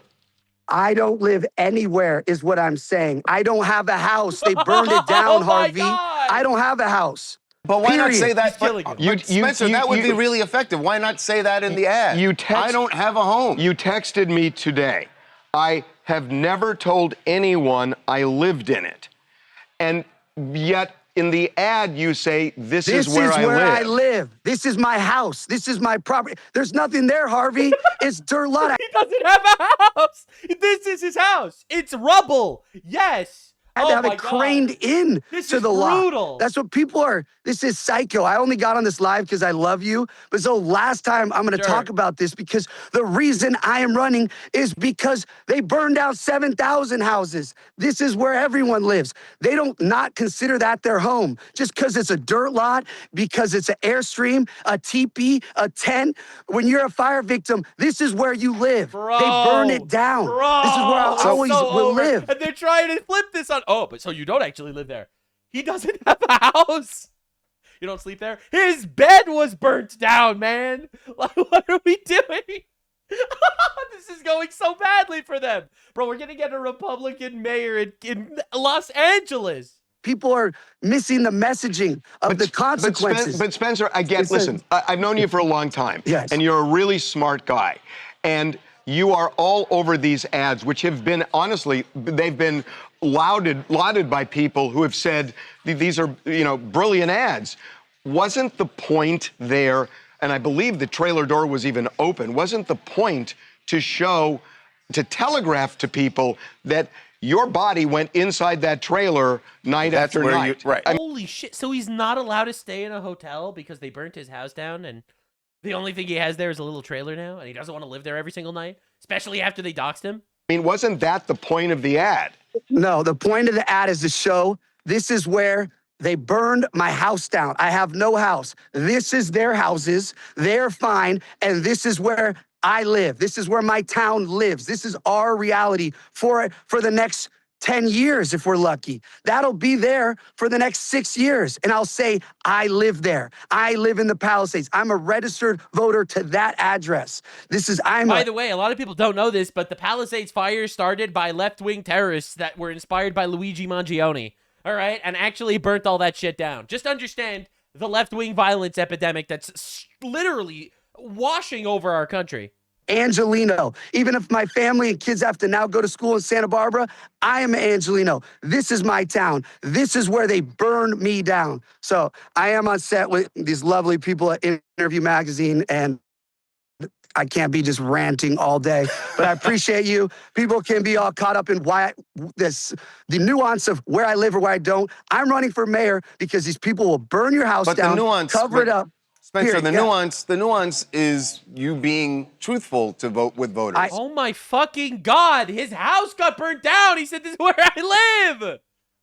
Oh my God, it's brutal watching this. It's absolutely brutal. I'm going to say it again. I'm going to say it again. That is where I live. Period. Okay. Period. I don't need to sleep there every night. I don't need to go to the number 2 on that toilet. That is where I live. I'm from the Palisades, Los Angeles, and I'm fighting for Los Angeles. So okay, but just one final thing. Just to clarify, you have never physically lived in that trailer. To clarify, I haven't lived anywhere since my house burned down. Well, you're sleeping somewhere. These are for those 4 hours. Again, I don't live anywhere. They burned my house down, to be clear. So I love you guys. You can, all right. You know, what we should be doing on TMZ is talking about the drug addicts that we spend $500 million that live on our sidewalk going number 2. This is great that this is the focus, but that's the reality. And if people care about this right now, we're in so much trouble. And I'm going to do my best to try to save LA. But if people don't get out and vote because they want to feel safe, and that's what I'm fighting for people to feel safe and their tax money to literally go to making us safe and the people to get housed and people not to die on the street, that's the message. So this does not matter. That is where I live, period. And I'll live in LA as long as I have that dirt lot. The Airstream is imaginary to me. I live in that dirt, in my ashes. That's what I fight for. So I love you guys. Keep posting me. Bro. Please use better photos. God bless you. Thanks, Spencer. God, he killed them. He killed them. Bro, you got Democrats lying about literally everything. TMZ covering for these guys, these retards. All right, TMZ doesn't even report stories that make Democrats look bad, let alone their lies. You know, TMZ's laughing after Charlie Kirk was assassinated. But I will never forget, as long as I live, TMZ laughing when they got the news that Charlie Kirk actually died. All right, I will never forget that. And these absolute dipshits, while their city is dying around them, people are overdosing on the streets. They're doing hit pieces on Spencer Pratt because after his house was burnt down and he showed an ad of his empty lot just covered in ashes from where his house used to be. And they said, well, you don't live there. You've been staying at a hotel recently. That's their focus? Based that Spencer Pratt called them up and fucking obliterated them. Vote for Spencer Pratt. Make Los Angeles Republican again.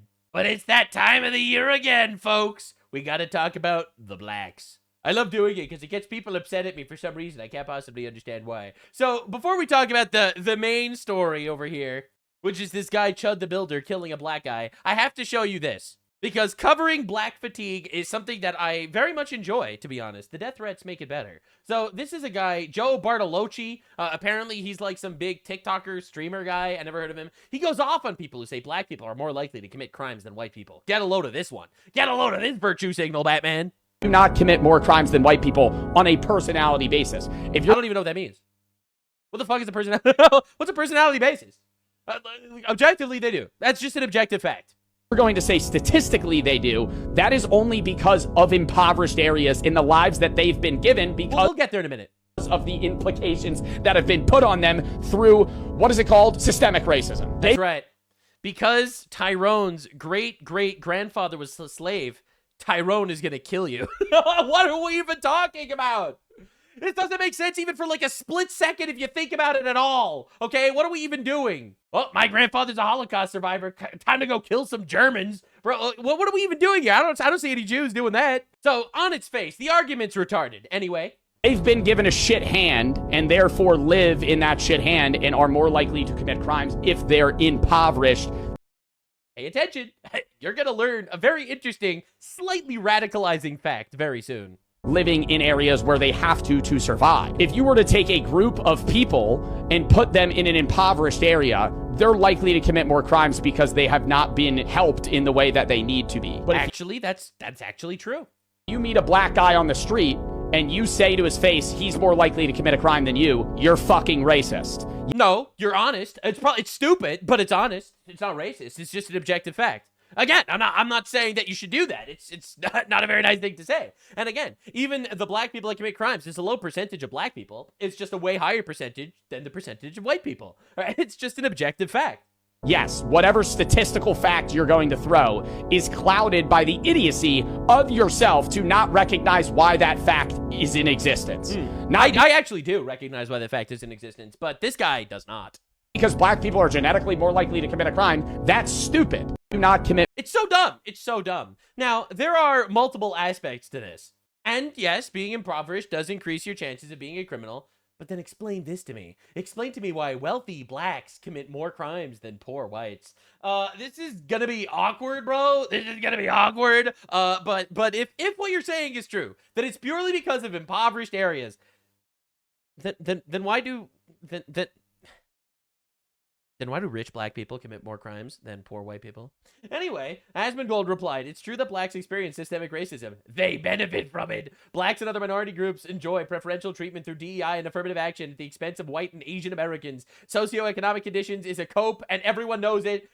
Asmongold is just right here. People are mad at him, but he's just correct. It is objectively true. All of these things. Now, the obvious proof for socioeconomic conditions is a cope and everyone knows it is because it's very simple. Tyler Oliveira just did a video going into poor Jewish communities where, like, everyone's on welfare. Zero crime. Zero crime. They're not locking up underwear drawers in their local fucking markets. That's not happening anywhere. There's no murders. There's no drugs. There's no crime. They're poor as fuck. They're all on welfare. Explain that.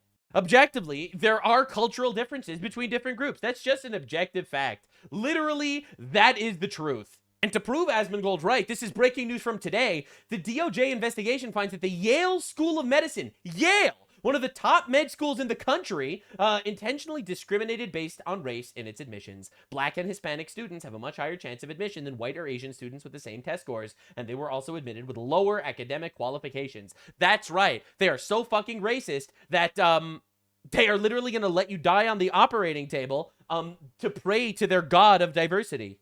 So when Charlie Kirk says that, you know, when someone's when I see a black pilot, I have to think twice if they're qualified, it's because he's objectively, demonstrably correct. Not to say that black people and Hispanic people can't be good doctors, but objectively, the school lets them in with lower academic qualifications. Systemic racism does work to advantage them. This is an objective, measurable fact.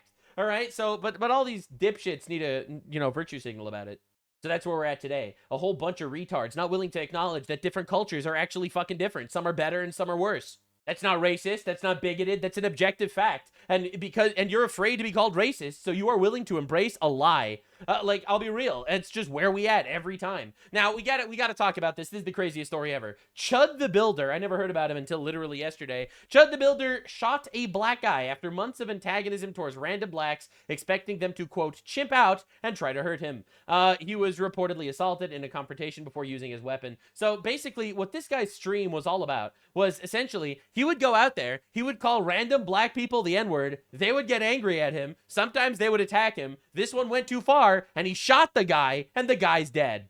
My opinion on this is probably going to be more nuanced than anything that you're going to find everywhere, so let's dive into it, shall we? So, just to understand, he was actually charged with attempted murder for this, employing a firearm, aggravated assault, and reckless endangerment with a deadly weapon. Chud is currently facing over 25 years in prison, being held in Montgomery County Jail in Tennessee. He was a streamer walking around, and this happened. Now, just to understand, Chud the Builder had this tweet, which he deleted real quick, by the way, saying the series finale of his stream is a dead chimp on the pavement. And you monkeys rioting when I walk free, stay tuned.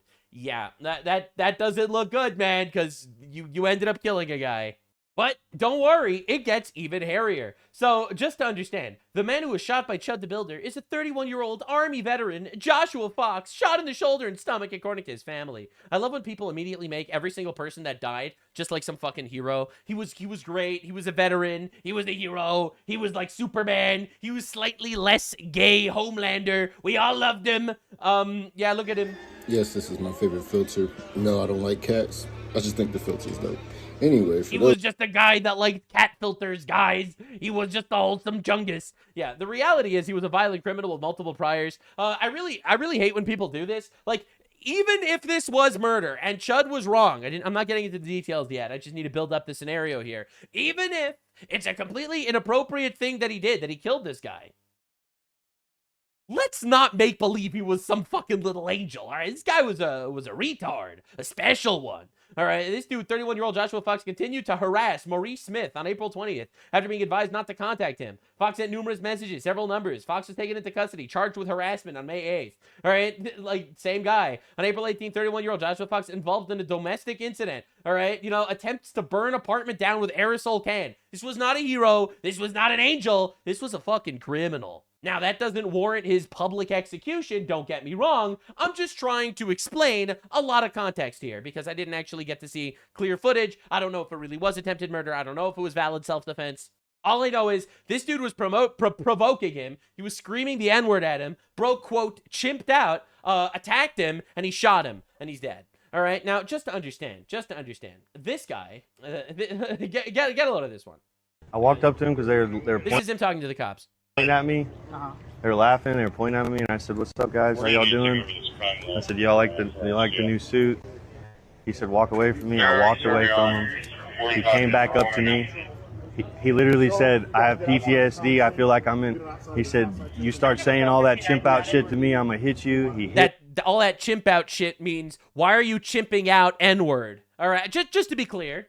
Me started wailing on me even after I had to defend myself by shooting him. He was still wailing on me. Where's your weapon at? They have everything. What weapon is that right there? I believe that's it. Is that yours? Yeah. Yeah. He's talking to him right now. Oh, no, you guys are going to do your thing. Okay. He has a graze. I call it a graze to the left arm. He has slight abrasion right here on his head. Okay. Maybe some scrapes. Lightheaded. So, just to be clear, good luck explaining a self-defense shooting when you walk around calling black people N-words for clicks. Now, I'm going to tell you something that I think a lot of people are not willing to talk about. All right, first and foremost, I am going to say it's a tragedy this guy's dead. I support lethal force as self-defense when there is a threat made on your life. I don't know the level of wailing on him actually took place. I don't know what happened exactly, so I can't actually make some sort of hardcore analysis here. I want to make something very clear, though, that a lot of people don't want to talk about. We will never have a decent society if there is a magic word that allows one group of people to commit violence. This is objectively true. It doesn't matter if he called him the N-word and said that he was chimping out and was objectively mean and racist. That does not give him the legal right to beat the shit out of him. And while watching every single one of these people explaining how you can't have a self-defense situation if you said a magic word that turned him into a bioweapon, I'm sorry, man, that's not how life works. So, I said the same thing with, like, the Alex Preddy shooting. I always wait for actual footage or actual analysis before I actually say if this was proper self-defense or not. I'm not here for the culture war. I'm here because the idea that a magic word could turn people into killing machines and all of a sudden, he had the right to beat the shit out of you. You said a word that he's allowed to say, but you're not. I fully oppose that entire ideology, man. Also, that said, Chud the Builder, this guy... B-tier racist at best. Honestly, shameful stuff. I've been saying this for a while. A true S-tier racist would not say the N-word to a black man because he's racist enough to think the black guy is going to attack him. A B-tier racist like this guy actually went ahead and said that shit. What a retard. A proper racist crosses the street when he comes across a YN. A low-tier racist that doesn't even believe in his own mojo antagonizes them. Shameful display. Now, that said, that it should not be able to give the people the right to explode if they hear the magic word, that also doesn't mean you should go out there harassing people in public even with your words. Like, hello? Like, it's really, obviously, this entire discourse became an absolute shit show. You know, and you have people saying, after all, why shouldn't I defend Chud? When you have this guy, Carmelo Anthony, who murdered an innocent white guy in cold blood just because he's a white guy, and they raised, you know, $1 million for this guy, who's an actual cold-blooded killer, unlike Chud, who I'm not defending, by the way, because I haven't actually seen the footage of the actual gunshot. I don't know if it was proper self-defense or not. I'm not actually going to sit here and stick my neck out for the guy. I have no idea. I think he's a retard and a dipshit for going around calling black people the N-word just because technically he could. But it also doesn't somehow legalize the idea that they could beat the shit out of him. The nuanced opinion of, no, you should not actually harass random people in the street. But also, even if you do, it does not give them the right to beat the shit out of you. But even if they do, that does not give you the right to kill them if they're not actually attacking you in some dire situation. Like, I just see a lot of retards out there, and that's why I'm here. I am retard Spider-Man. Now, this is something we need to talk about a lot, because the reality is we do live in a society where a word could magically give someone the legal right to beat the shit out of you, where we have these criminals that are getting let out of jails again and again and again and again, and we know exactly why. So I'm going to show you a couple of viral clips that literally happened today, because this is a major issue in society that no one wants to talk about, because everyone's making believe it's cope and socioeconomic conditions that is causing this issue. So here's two white girls refusing to sit next to a black guy on the bus. That's pretty weird. And this black guy is very offended that the girl refuses to sit next to him. I'm not going to play the audio because I don't want to get copyrighted. So empty seat, this dude's all mad. He's like saying, why doesn't she want to sit next to me? Is it because she's racist? Is it because she's racist? I don't know. Why doesn't she want to sit next to me? He's all mad. He's getting mad. Now, I'm going to be real here. I'm going to be real. After what happened to Irina Zarutska, can you blame them? A little bit of racism could save your life one of these days. This clip has 5 million views of essentially people saying, the kids are going to be all right. The kids are going to be all right. Actually, I don't care if he's offended. These girls are still alive, and that's more than we could say about Irina Zarutska. And, you know, honestly, that's just the objective, correct take. And it doesn't help that you see this literally over the place. This is a black influencer giving a broke Snow Rock, that's a white guy, some money. Don't worry, they can say slurs to you. You're just not allowed to say slurs to them, because somehow that makes it okay for them to beat the shit out of you. Hey, broski. Hey, bro. You need some bread? Huh? You need money? Yeah. Yeah? Yeah. Thanks, man. Wait, I'm trying to see something. I'm trying to see. Haha! Psych! I'm not gonna actually give this homeless guy the money because he has white privilege. Broke as hell, you white boy, you bogus, boy. Use your privilege and get a job. Get a job, boy. You white. You white, boy. You're not supposed to be broke. Yeah, so we got these dudes literally filming this shit themselves and posting it online themselves, and we're supposed to sit here and be like, well, socioeconomic conditions, am I right? All right, and it's just constant. All of these videos that I'm about to show you are literally from today. All right. All right. They throw shit. So how you feel about New York today? Yo, New York is cold as hell. Man. Shit lit. Crazy out here. And he comes in hot. It's crazy. Anyway, it doesn't stop. It doesn't stop. And this is all from today. Let me remind you. All right. This is just a mom with a carriage. Why the fuck you put that baby here, bitch? That's crazy. That is fucking crazy. This is absolute insanity. Breaking. Tamarius Davis pleads guilty to killing Dustin Wakefield in random Miami attack. Dustin died shielding his son. No George Floyd casket for him because, well, we don't actually care about white people getting killed, it seems. It's just how it works. So this is Chud the Builder. Once again, in this situation, he has been charged with attempted murder, aggravated assault, and reckless endangerment with a deadly weapon. And it's pretty wild. Now, Sneeko, all right, everyone's smartest individual of all time. He's a complete fucking retard, but he showed up to debate another fucking retard, Academics, who, if I remember correctly, admitted to being attracted to like a 14-year-old girl, if I remember right. I don't remember exactly, so don't take my word for it, all right? It's alleged. And he's talking to Sneeko, someone else who is allegedly into 14-year-old girls. This is definitely the collab of the century. And get ready for the dumbest fucking argument on both sides you've ever seen in your life. To this individual word. Okay, if you say word has no meaning, say fuck Allah right now. Is that what you're saying? No, I'm asking you. I'm asking you to say it because it should have no meaning, right? There's a fucking meaning to it, right? Okay. Clearly. But you wouldn't say that, right? Because there's do you not see the point that you're making? How are you equating God? Words have meaning, brother. How are you equating God, disrespecting God, the Almighty, something that we have faith in, to something that only has meaning if we attribute meaning to it? God has meaning without us. This hard R word, listen, this word only has the meaning that you give to it. Allah exists without us. What you just told me, you can't disrespect God. Okay, get it, and I agree. But you can disrespect an entire group of people, and your solution to that is that the entire group of people should just not be offended. That word only has... Like, it's so funny because this argument is so fucking stupid, but Sneeko just doesn't get it. It's incredible. Like, bro is actually trying to equate blasphemy with just a word, but Sneeko is actually so fucking pathetically retarded, he actually can't make some sort of difference, so he's trying to make some sort of ideology that even if all black people were wiped out, there would still be God. so this word does actually mean things, but other words don't actually mean things because you gotta respect, like, it's honestly pretty sad. I just felt like I had to show this to you because this debate was just cinema. Now, just understand what they're teaching white kids, all right? This is a white kid, really, really upset. Really, really upset, having a terrible day. This is white people hair. What does that mean? It means that this hair is white. You are a white person. I'm not supposed to be white. We're supposed to be black and we're black. We're not supposed to be white. We're supposed to be black. This is heartbreaking.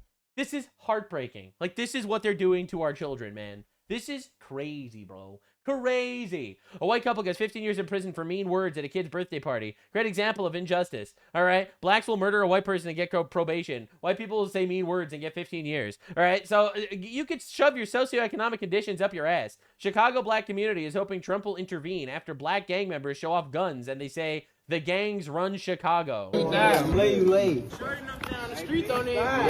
They know what's going on, though. Socioeconomic conditions. So anyway, all of the Chud the Builder conversations should consider that every week urban black gangs film themselves violating the law and never get prosecuted. See, the reason why I'm actually addressing this is not because I'm defending Chud the Builder. I'm not defending the idea of antagonizing black people and then shooting them when they attack you. Obviously, it depends on the nuance of the attack, if it's actual self-defense or not, etc. I am saying that the fatigue is real. I am saying that people are just so objectively tired of this garbage, man. This is insane. It's insanity, all right? Now this is the craziest thing. This is a universal phenomenon, all right? So this is an Italian streamer in Japan saying amiga, right? Meaning friend in Spanish, or whatever in Italian. He goes there into Japan, and they get offended because they think amiga sounds like the N-word. Oi! Japan! Amiga! Abbiamo preso il fallo, sia io che l'americano. Yeah, I can't play music because I don't want to get demonetized, but the guy gets super mad, very upset, hand on his neck, which is fucking insane, by the way. This is psychopath shit, all right? Because he thought that amigo was the N-word, all right, threatening him. This is in Japan, by the way, all right? All right, Japanese man subdues illegal African ruffian in Shinjuku, Tokyo.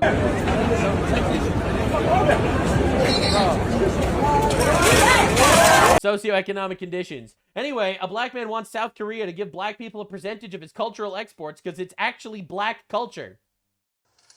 Did you know that South Korea exports culture? Now, mind you, the culture that they're exporting is primarily already appropriated black culture because K-pop is just Korean people imitating NSYNC, which was imitating New Kids on the Block, which was imitating New Edition, which was imitating the Jackson 5, who were all imitating the Temptations. But to put that to aside for a second, South Korea as a country has an entire department in their executive branch dedicated to monetizing and exporting their culture. Yeah. There's something there that's worth exporting. I'll be real. Ain't no one buying exported Haitian culture. I'm not trying to be racist. That's just a fact. It makes you wonder, or at least it makes me wonder, what the economic value of black culture is, since, I mean... I don't know. Try to sell it. Originated all this shit. Right, black people, the originators of all culture.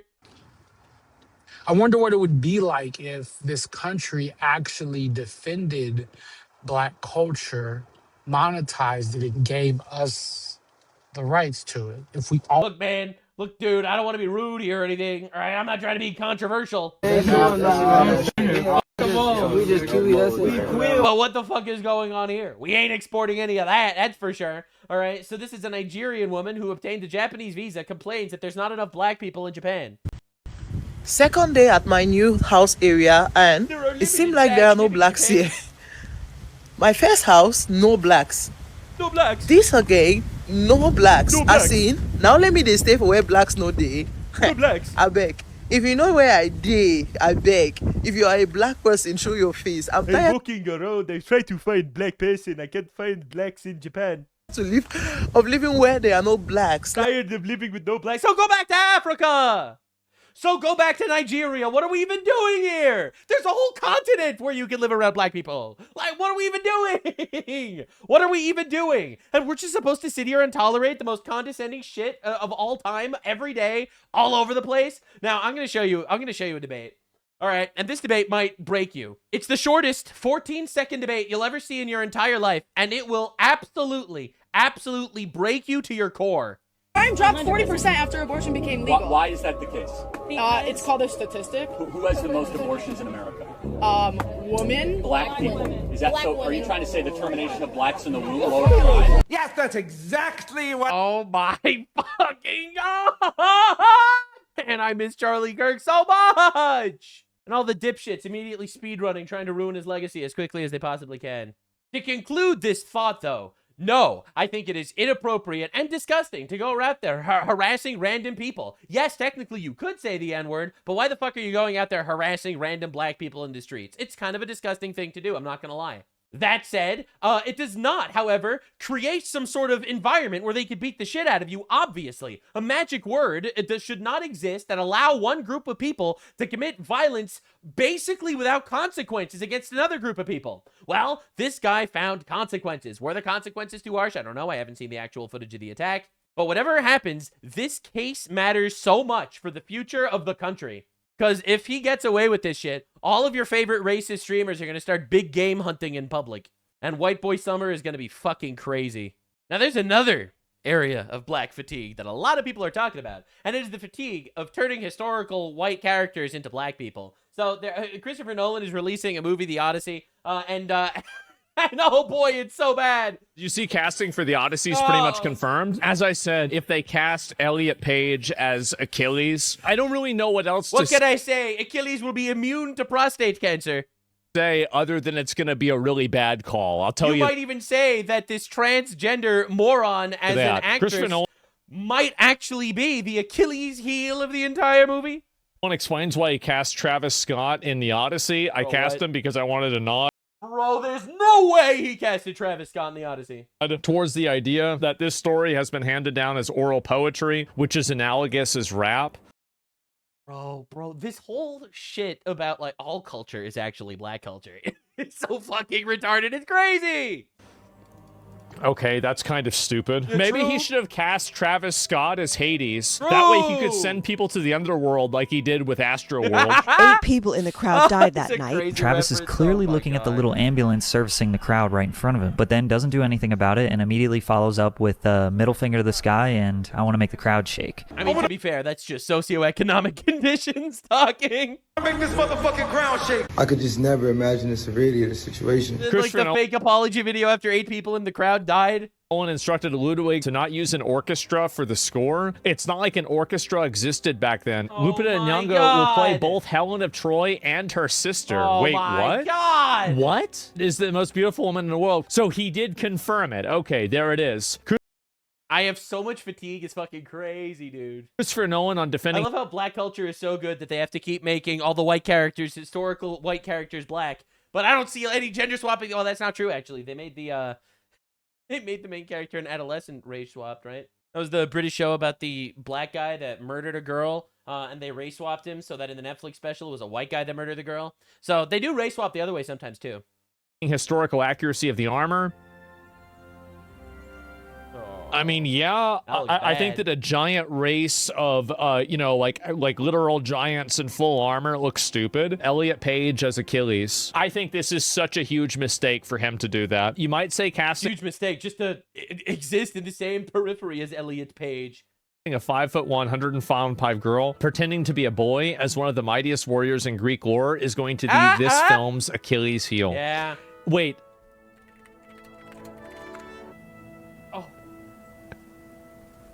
Achilles is 5'1". Dude, this has to stop. This has to stop. Like, this is crazy. 5'1". So excited to be. It's a woman. This is a woman. This is a retarded bitch.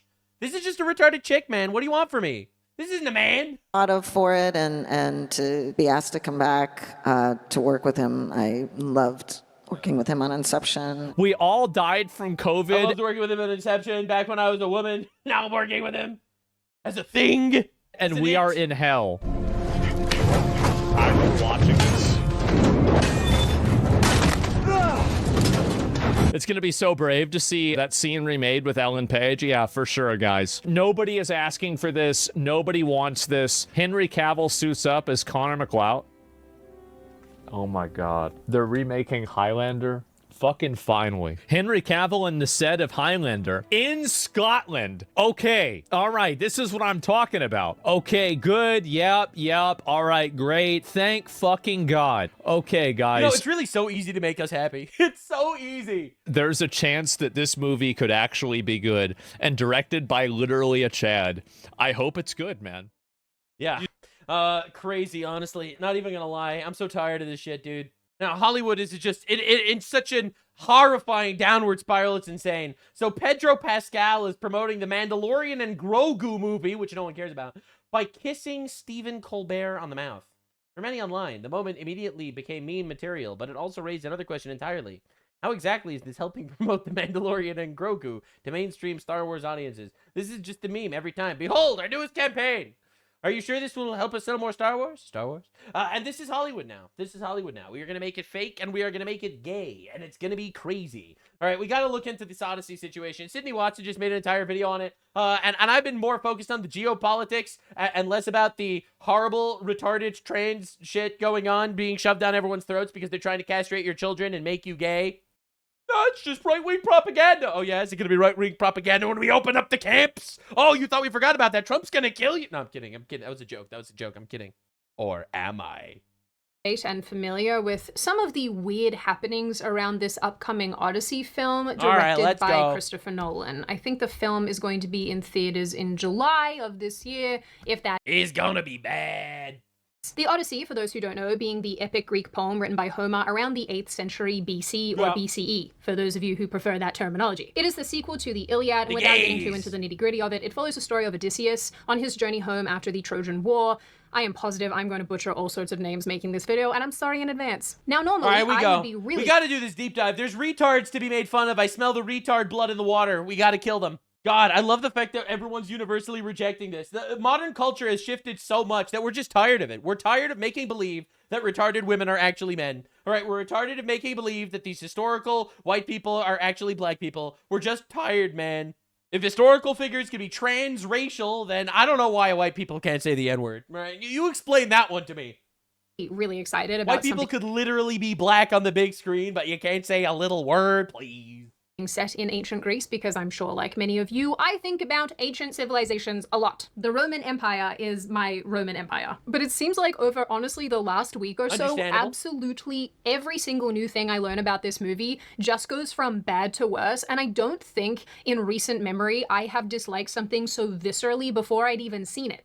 I think the last time this happened to me was Snow White. It's worth noting that a lot of the confirmed information about this film is coming from a very recent article published in Time magazine, where the writer interviewed Christopher Nolan. So, as of May 12, it has officially been confirmed that no one named Lupita Nyong'o was anywhere near Greece, ever, okay? We've got to stop doing this, man. We've got to stop doing this. The most beautiful woman in all of Greece, Helen of Troy. It's like, this is such cope.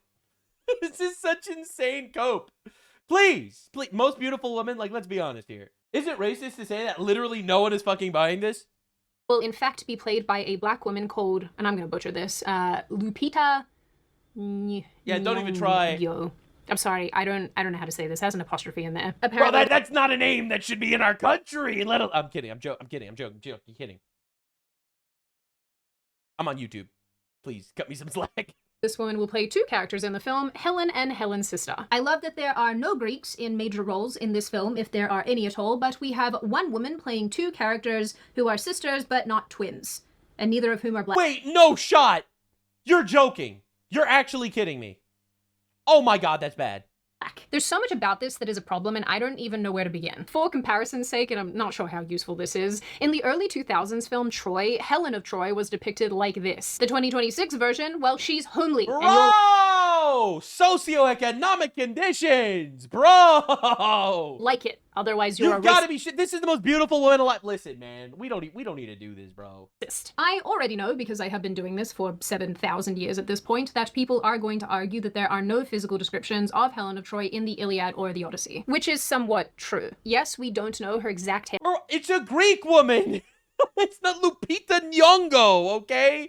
Well, are we being serious? Hair color, because descriptions. Also, she's supposed to be beautiful. What are we doing? colors in ancient Greece have a range, but we can confidently say that it was light in color, either blonde or a lighter shade of brown. We also know that her eyes were blue or gray, similar to Athena's, and we also know for certain her skin color because she's described as having smooth or pale white arms. I promise you that Homer was not writing about a sub-Saharan African woman. I think it's fair to say that Homer was writing about people who look like him, and if he wasn't, he probably would have specified. I wish he had, but obviously he didn't foresee the problems that we would have in 2026. Although I can foresee some of the problems that some of you are going to have with relation to smoking and vaping. Bro, this is absolutely miserable. And I know that a lot of liptards are going to be mad at me for saying this, but like, there is a solution. Like, you could kill yourselves. I'm not suggesting you should. I'm just saying it's on the table, all right? In a nihilistic hellscape where we are just molecules of atoms of carbon whizzing about the universe in an endless void of nihilistic bullshit, why not just kill yourself? I was going to tell them to stop breeding so that we could eventually overtake them, but they're not doing that anyway. They're just like the most miserable people on the face of the planet. Obviously, I'm joking. Thou shalt not murder includes killing yourself. Unless, of course, you don't believe in that. All right, let's make fun of some retards. Moving right along to more stupidity, on May 6, 2026, a Greek man called Homer Pavlos, which I think is so funny considering the topic of this video, he tweeted that Travis Scott, the rapper, will play the role of a Greek poet in Ithaca who will sing the story of Troy. Troy being an ancient Greek city and central to the story about the Trojan horse, which I'm sure this is honestly insane.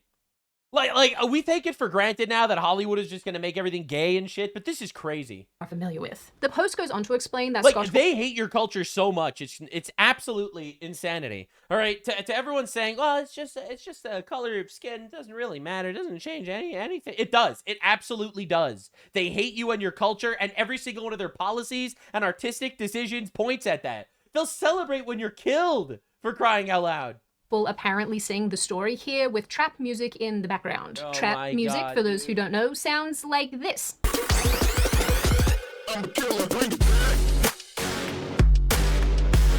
Personally, I have never been a raver. This makes me want to throw up and cry. Anyway, similar to the Helen of Troy thing, this Travis Scott information is now confirmed. During his interview with Time... Miserable!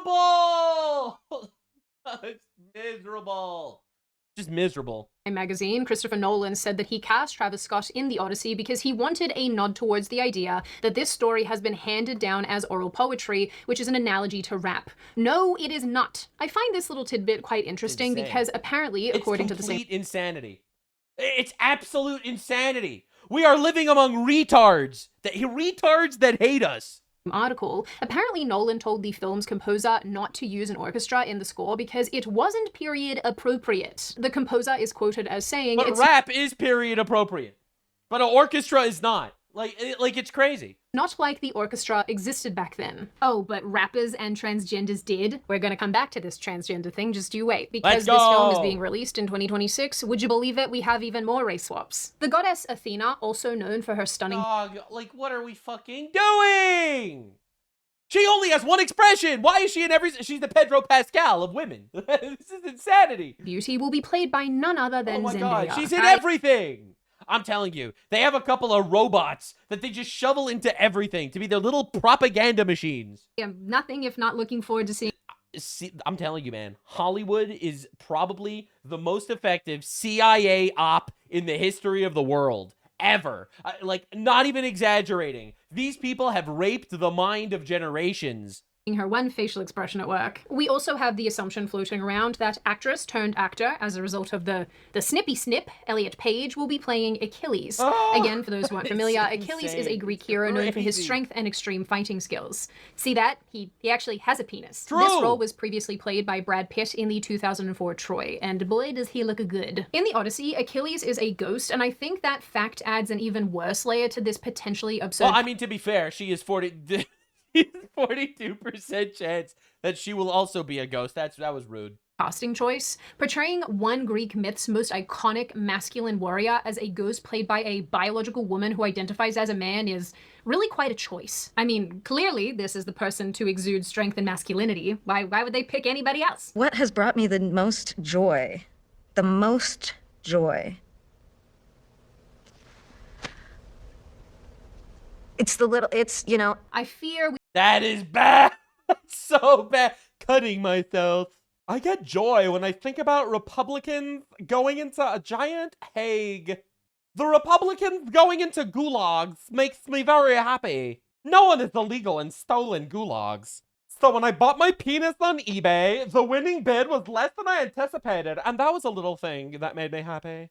The Trump administration won't even let us hang our pedophile flags in public anymore. That's not true. You will be able to hang as many of your pedophile flags as you would like in the trans concentration camps that we're in the middle of building. I'm joking. Those aren't in construction yet. I'm kidding. I'm joking. I mean, it would make society literally a paradise, but I'm kidding. I'm joking.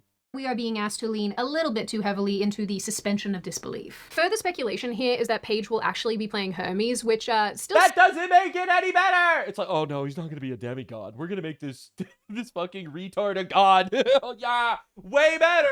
Sucks for all of the aforementioned reasons. Or, and I have seen this in the last couple of days, apparently Paige will be playing Elpenor. Sorry if I butchered that.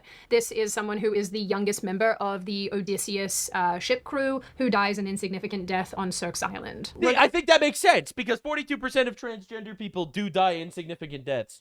Regardless of who this person is or isn't. Again, a lot of people think that I hate transgender people. I don't. I pity them. I pity them that they have a mental illness and society told them that actually they should affirm their mental illness. And then almost half of them kill themselves.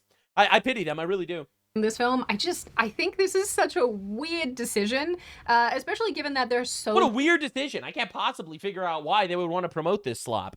Many actors who could have played any of these male roles. And you know what, lads? You should be damn offended that this role is going to a biological woman. You know, you guys should have had the opportunity to play your own sex. This is thievery of the highest regard. I think— Yeah, Hollywood notoriously loves the male sex. Probably one of the most egregious things about this is there is a lot— it gets worse? Of speculation that Nolan's script was guided by a left-wing feminist writer called I Emily heard about Wilson, this. who actually translated the Odyssey in 2017. Who translated the Odyssey as like some sort of woke reimagining of the Odyssey. I heard about this. There's no shot this is real. Her translation, are you surprised? She apparently reframed Odysseus very critically. She downplayed the heroic actions, I guess, of characters, and instead highlighted female characters' agency, suffering, and moral complexity. Some lines and imperative choices are accused of smoothing over ambiguities in ways that align with 21st century gender politics, and I have actually seen this criticism of her a lot. So with this in mind, the important information here is that Nolan has apparently name-dropped this woman's work in interviews while discussing the project. In a now-deleted post, Empire Magazine's editor-in-chief said that Nolan name-checked and quoted from Emily Wilson's translation. People took this to mean that Nolan was saying that this translation is the one that he preferred. The editor-in-chief had to quickly clarify that Nolan didn't outright say that Wilson's translation was his favorite, he just name-checked it while discussing Odysseus's character. But I mean, you know, come on. Those of us— Bro, what are we even talking about? Oh, I love video games. Anyway, Anita Sarkeesian is one of my favorite people of all time. It's like, you know, like, come on. Like, what are we even talking about? Yeah, I love America. Like Obama. Yeah, I like superheroes like Homelander. Who are good at pattern recognition have seen this sort of thing play out before. Christopher Nolan might have a stupid, but the rest of us don't. It shouldn't really be surprising to any of you given this information, but I have seen speculations floating around online that this might be taken in a weird sort of feminist girl boss direction, and that this film will deliberately stomp on the manliness of what this story is. You mean to tell me that Hollywood might try to make some sort of girl boss character and stomp on the testicles of actual Giga Chad males of history? They've never done this before, so I am so shocked and appalled. This poem is, and I can't help but feel like maybe there's something to that. Anne Hathaway, who plays Penelope, the wife of Odysseus and the queen of Ithaca, said that her character in the film is full of fury. Oh god. How are they doing this again? How are they doing this again? Haven't they learned their lesson? The answer is no. The answer is infinite CIA funding and propaganda to the Hollywood sphere to push their agenda to mutilate a generation. Literally, I'm not exaggerating. I'm telling you, man. If you're dating a girl and she likes Marvel movies, just break up with her. It's over. It's actually just over. Time magazine piece, Hathaway said, there's this impression of Penelope that she's kind of the picture of modesty. She's the picture of patience. And I said, Chris, she's referring to Christopher Nolan, if I'm not mistaken, you've written someone who is full of fury and you seem to be implying that she's actually Odysseus's equal. I don't know how many of you know this, but this is actually the second time. This is like so tiring because I view a husband and a wife ultimately as partners, okay? They are partners. Yes, I do believe that the husband is the spiritual leader of the family. Yes, ultimately the husband is supposed to take care and be the giver, and the wife is more of the receiver. And in turn, the wife is the giver to the children. Everyone has a role to play. It doesn't minimize women to say something like this. But when a girl boss is like, oh, yeah, actually, men and women are equal, they mean equal in brute strength and shit. Like, these people are actually retarded. In probably the last maybe 6 weeks that Anne Hathaway has pushed her own agenda and viewpoints into a thing that she's been working on. I'm sure a bunch of you saw that clip that was floating around where Anne Hathaway was talking about, you know, The Devil Wears Prada 2 and how she wanted more body types demonstrated in the film and blah, blah, blah. No, I didn't see that. I didn't see that, but that sounds shit. Out of her because they're like, you just want to be around fatter women so that you look better. And I don't know, maybe that's the case, maybe not. I just think women be mean like that. Okay, let's be real. Let's be real. When men want to look good, all right? I'll just be honest. When men want to look good, it's because they do a thing for people. When women want to look good, it's when a good thing happens to them. Like, oh, look at me. I'm so pretty around all of these fucking gelatinous masses. They just genocided an entire box of donuts before coming to play here. It's interesting that these things are happening at the same time. This is sort of funny to me because I actually studied literature at university and I have always... Woman degree! Sorry, Sydney. Woman degree! Oh my god! Unbelievable! Unbelievable! They got you too! You managed to escape the Matrix! The modern interpretation of old text to be kind of irritating, particularly when it comes to women. Homer's Penelope is not an angry volcano person. She is patient and she is intensely loyal. And the truth is, there is a strength to that too. But in modern society, they want to turn women into men and men into women. They want women to be these explosive, rambunctious, anxious doers, and they want men to be these submissive retards that need to be bailed out of every situation ever because they're fucking retarded and dumb. All right, they are doing their absolute best to feminize the entire culture. And she's also very strategic in the way that she approaches situations. She's not barreling in and making a big fuss and a big scene. Penelope spends decades waiting for her husband's return and fending off potential suitors, and she does that not with rage, but with intelligence and patience and I guess cunning, although, you know, cunning has a negative connotation, but you know what I'm saying. Not that I want to get too into the weeds on this, but I do think it's really sad that modern Hollywood doesn't really know how to write and explain women to audiences because it's like... Not that they don't know how. Well, maybe they don't know how, but it's not that they don't know how. It's that they don't want to.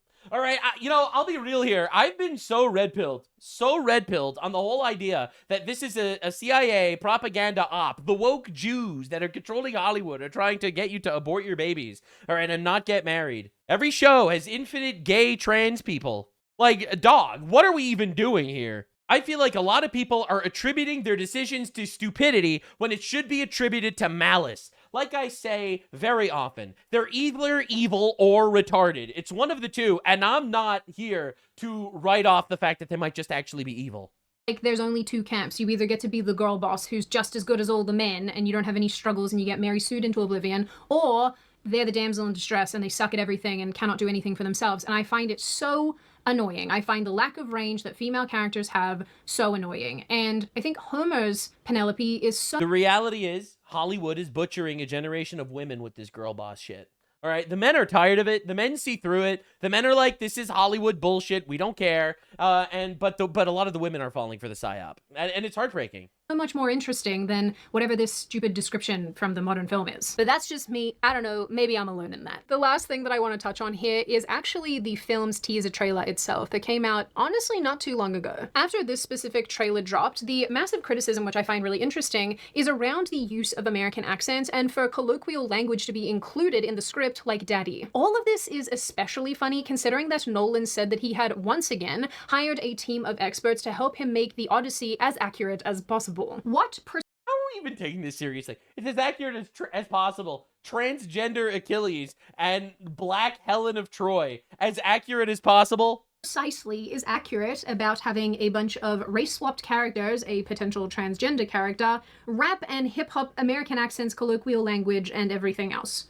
What about this is accurate? I would love to know. I know everybody really, really trusts Christopher Nolan's work for whatever reason, but I just feel like every decision that we have come into contact with so far has been designed to cripple this film. A friend of mine made the observation that this movie was probably made entirely with the purpose of winning Nolan an Oscar, and honestly, yeah, he's probably not wrong. I saw that because apparently in order to win an Oscar, you need to like check boxes. Oh, we have our trans character, we have our black character.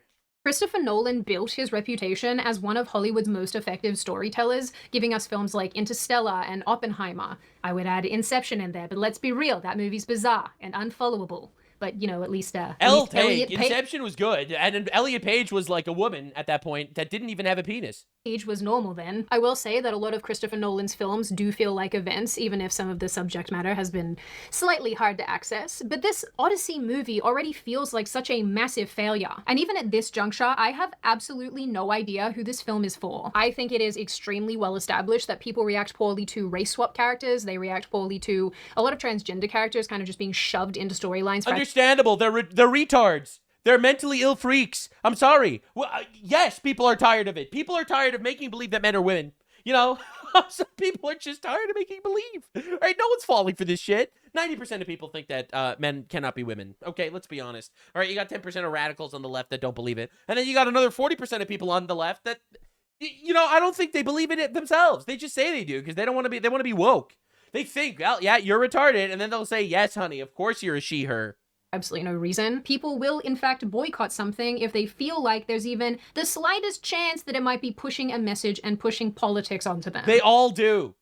Hollywood is a CIA op. I'm telling you, bro. I'm telling you. That's why they're all super pro-military and pro all this shit. What is so sad, at least in my opinion, is that we have once again been promised something that is quite visually nice, but thematically bankrupt. Just add it to the long list of cinematic disappointments from the last 5 years. Homer's Odyssey has become one of the most notable and important pieces of literature in Western civilization, and it gives us all sorts of concepts and ideas for exploration. Sorry if I butchered the pronunciation here, but we have concepts like Nostris, which is homecoming, Metis, which is cunning, intelligence, loyalty, fate, Xenia, which is hospitality, and for my weird mythology nerds, I'm sure there's more, sorry that I don't know how to speak Greek. And to be super clear here, the heroes in this story are Greek. The setting is the Bronze Age Aegean, and the ideals reflect a specific people in a specific time. And rather than doing that justice and being thoughtful of that, it seems like Nolan is treating this story as a sandbox for his progressive signaling, and I just think it's gross. What he is doing is claiming that he wants to stay faithful to the original story, which is obviously not true in the slightest. And the thing that actually makes me even angrier about this is that he could have made an adaptation and turned this classic story into something of his own.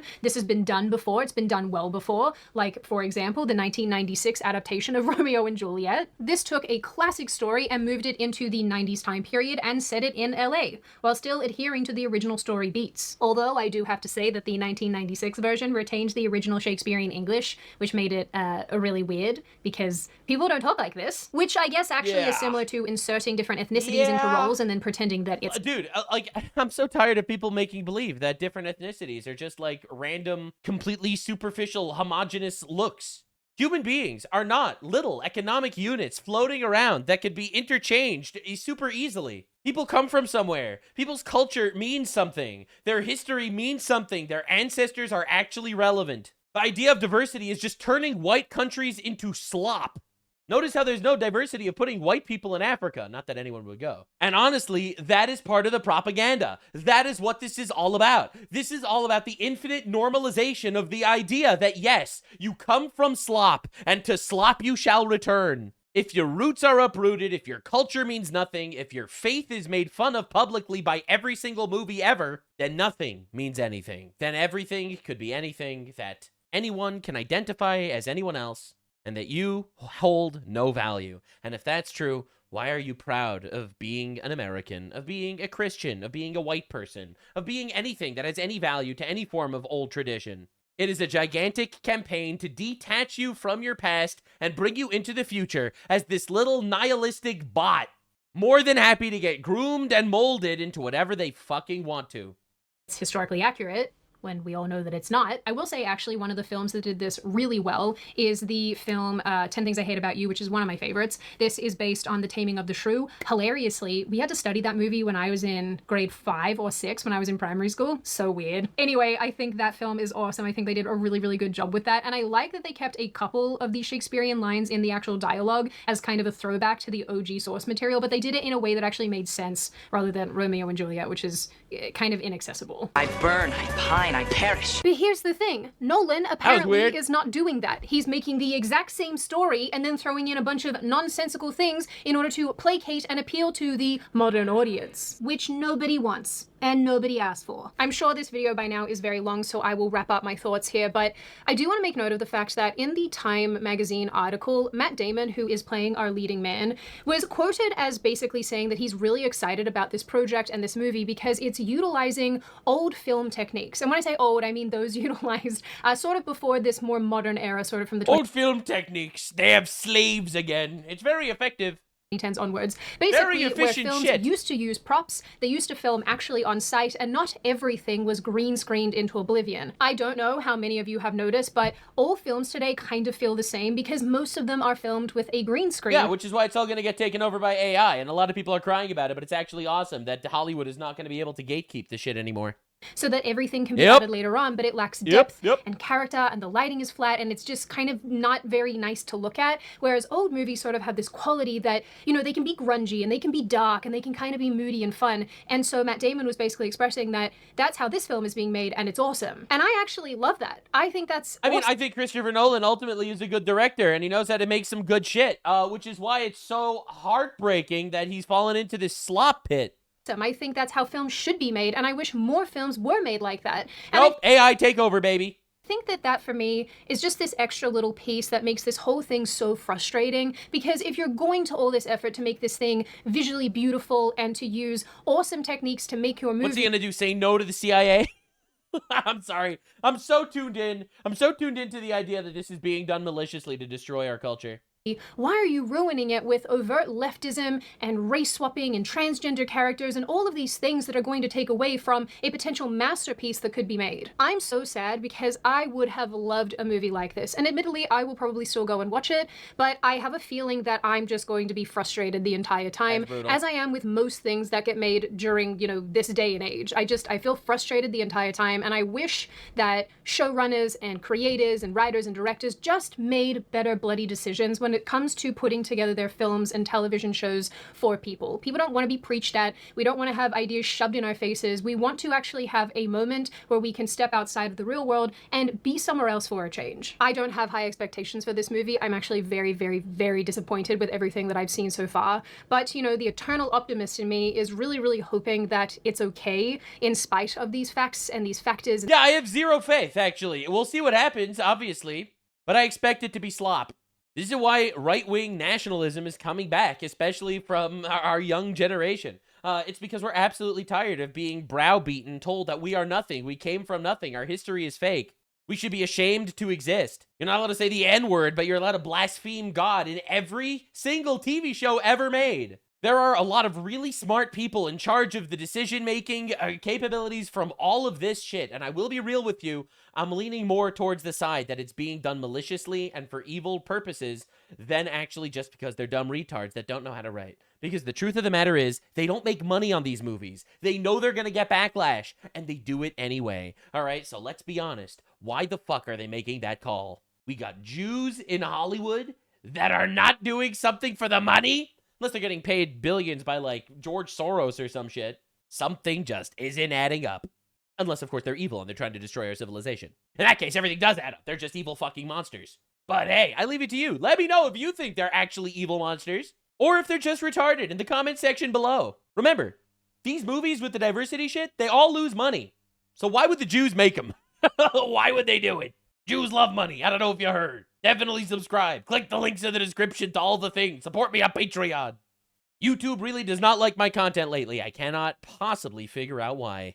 Anyway, that's all for today. That was the big deep dive on all of the things, all the China shit going on, Iran getting absolutely dumpster fucked by Xi Jinping. All right, we got California drama, New York drama, Black fatigue. We got the Odyssey going on. And honestly, I already did a lot of research for my next deep dive. Tomorrow's going to be insane. Trump administration officials are trying to designate Tucker Carlson as a domestic terrorist. It's actually insane. And almost no one's covering it, but that's why you have me. Blue retard on the internet. Definitely subscribe. And I really appreciate all the support. You guys are honestly incredible. Super big kisses to all of you. I understand this content makes a lot of people very angry, and I'm really appreciative that you're receptive to my delivery style and slight, rather uncouth behavior. I don't expect you to agree with all the things that I say. In fact, it would be a little weird if you did. But I hope I can radicalize as many of you as possible because they hate us. They want us dead. But praise God, we are going to win.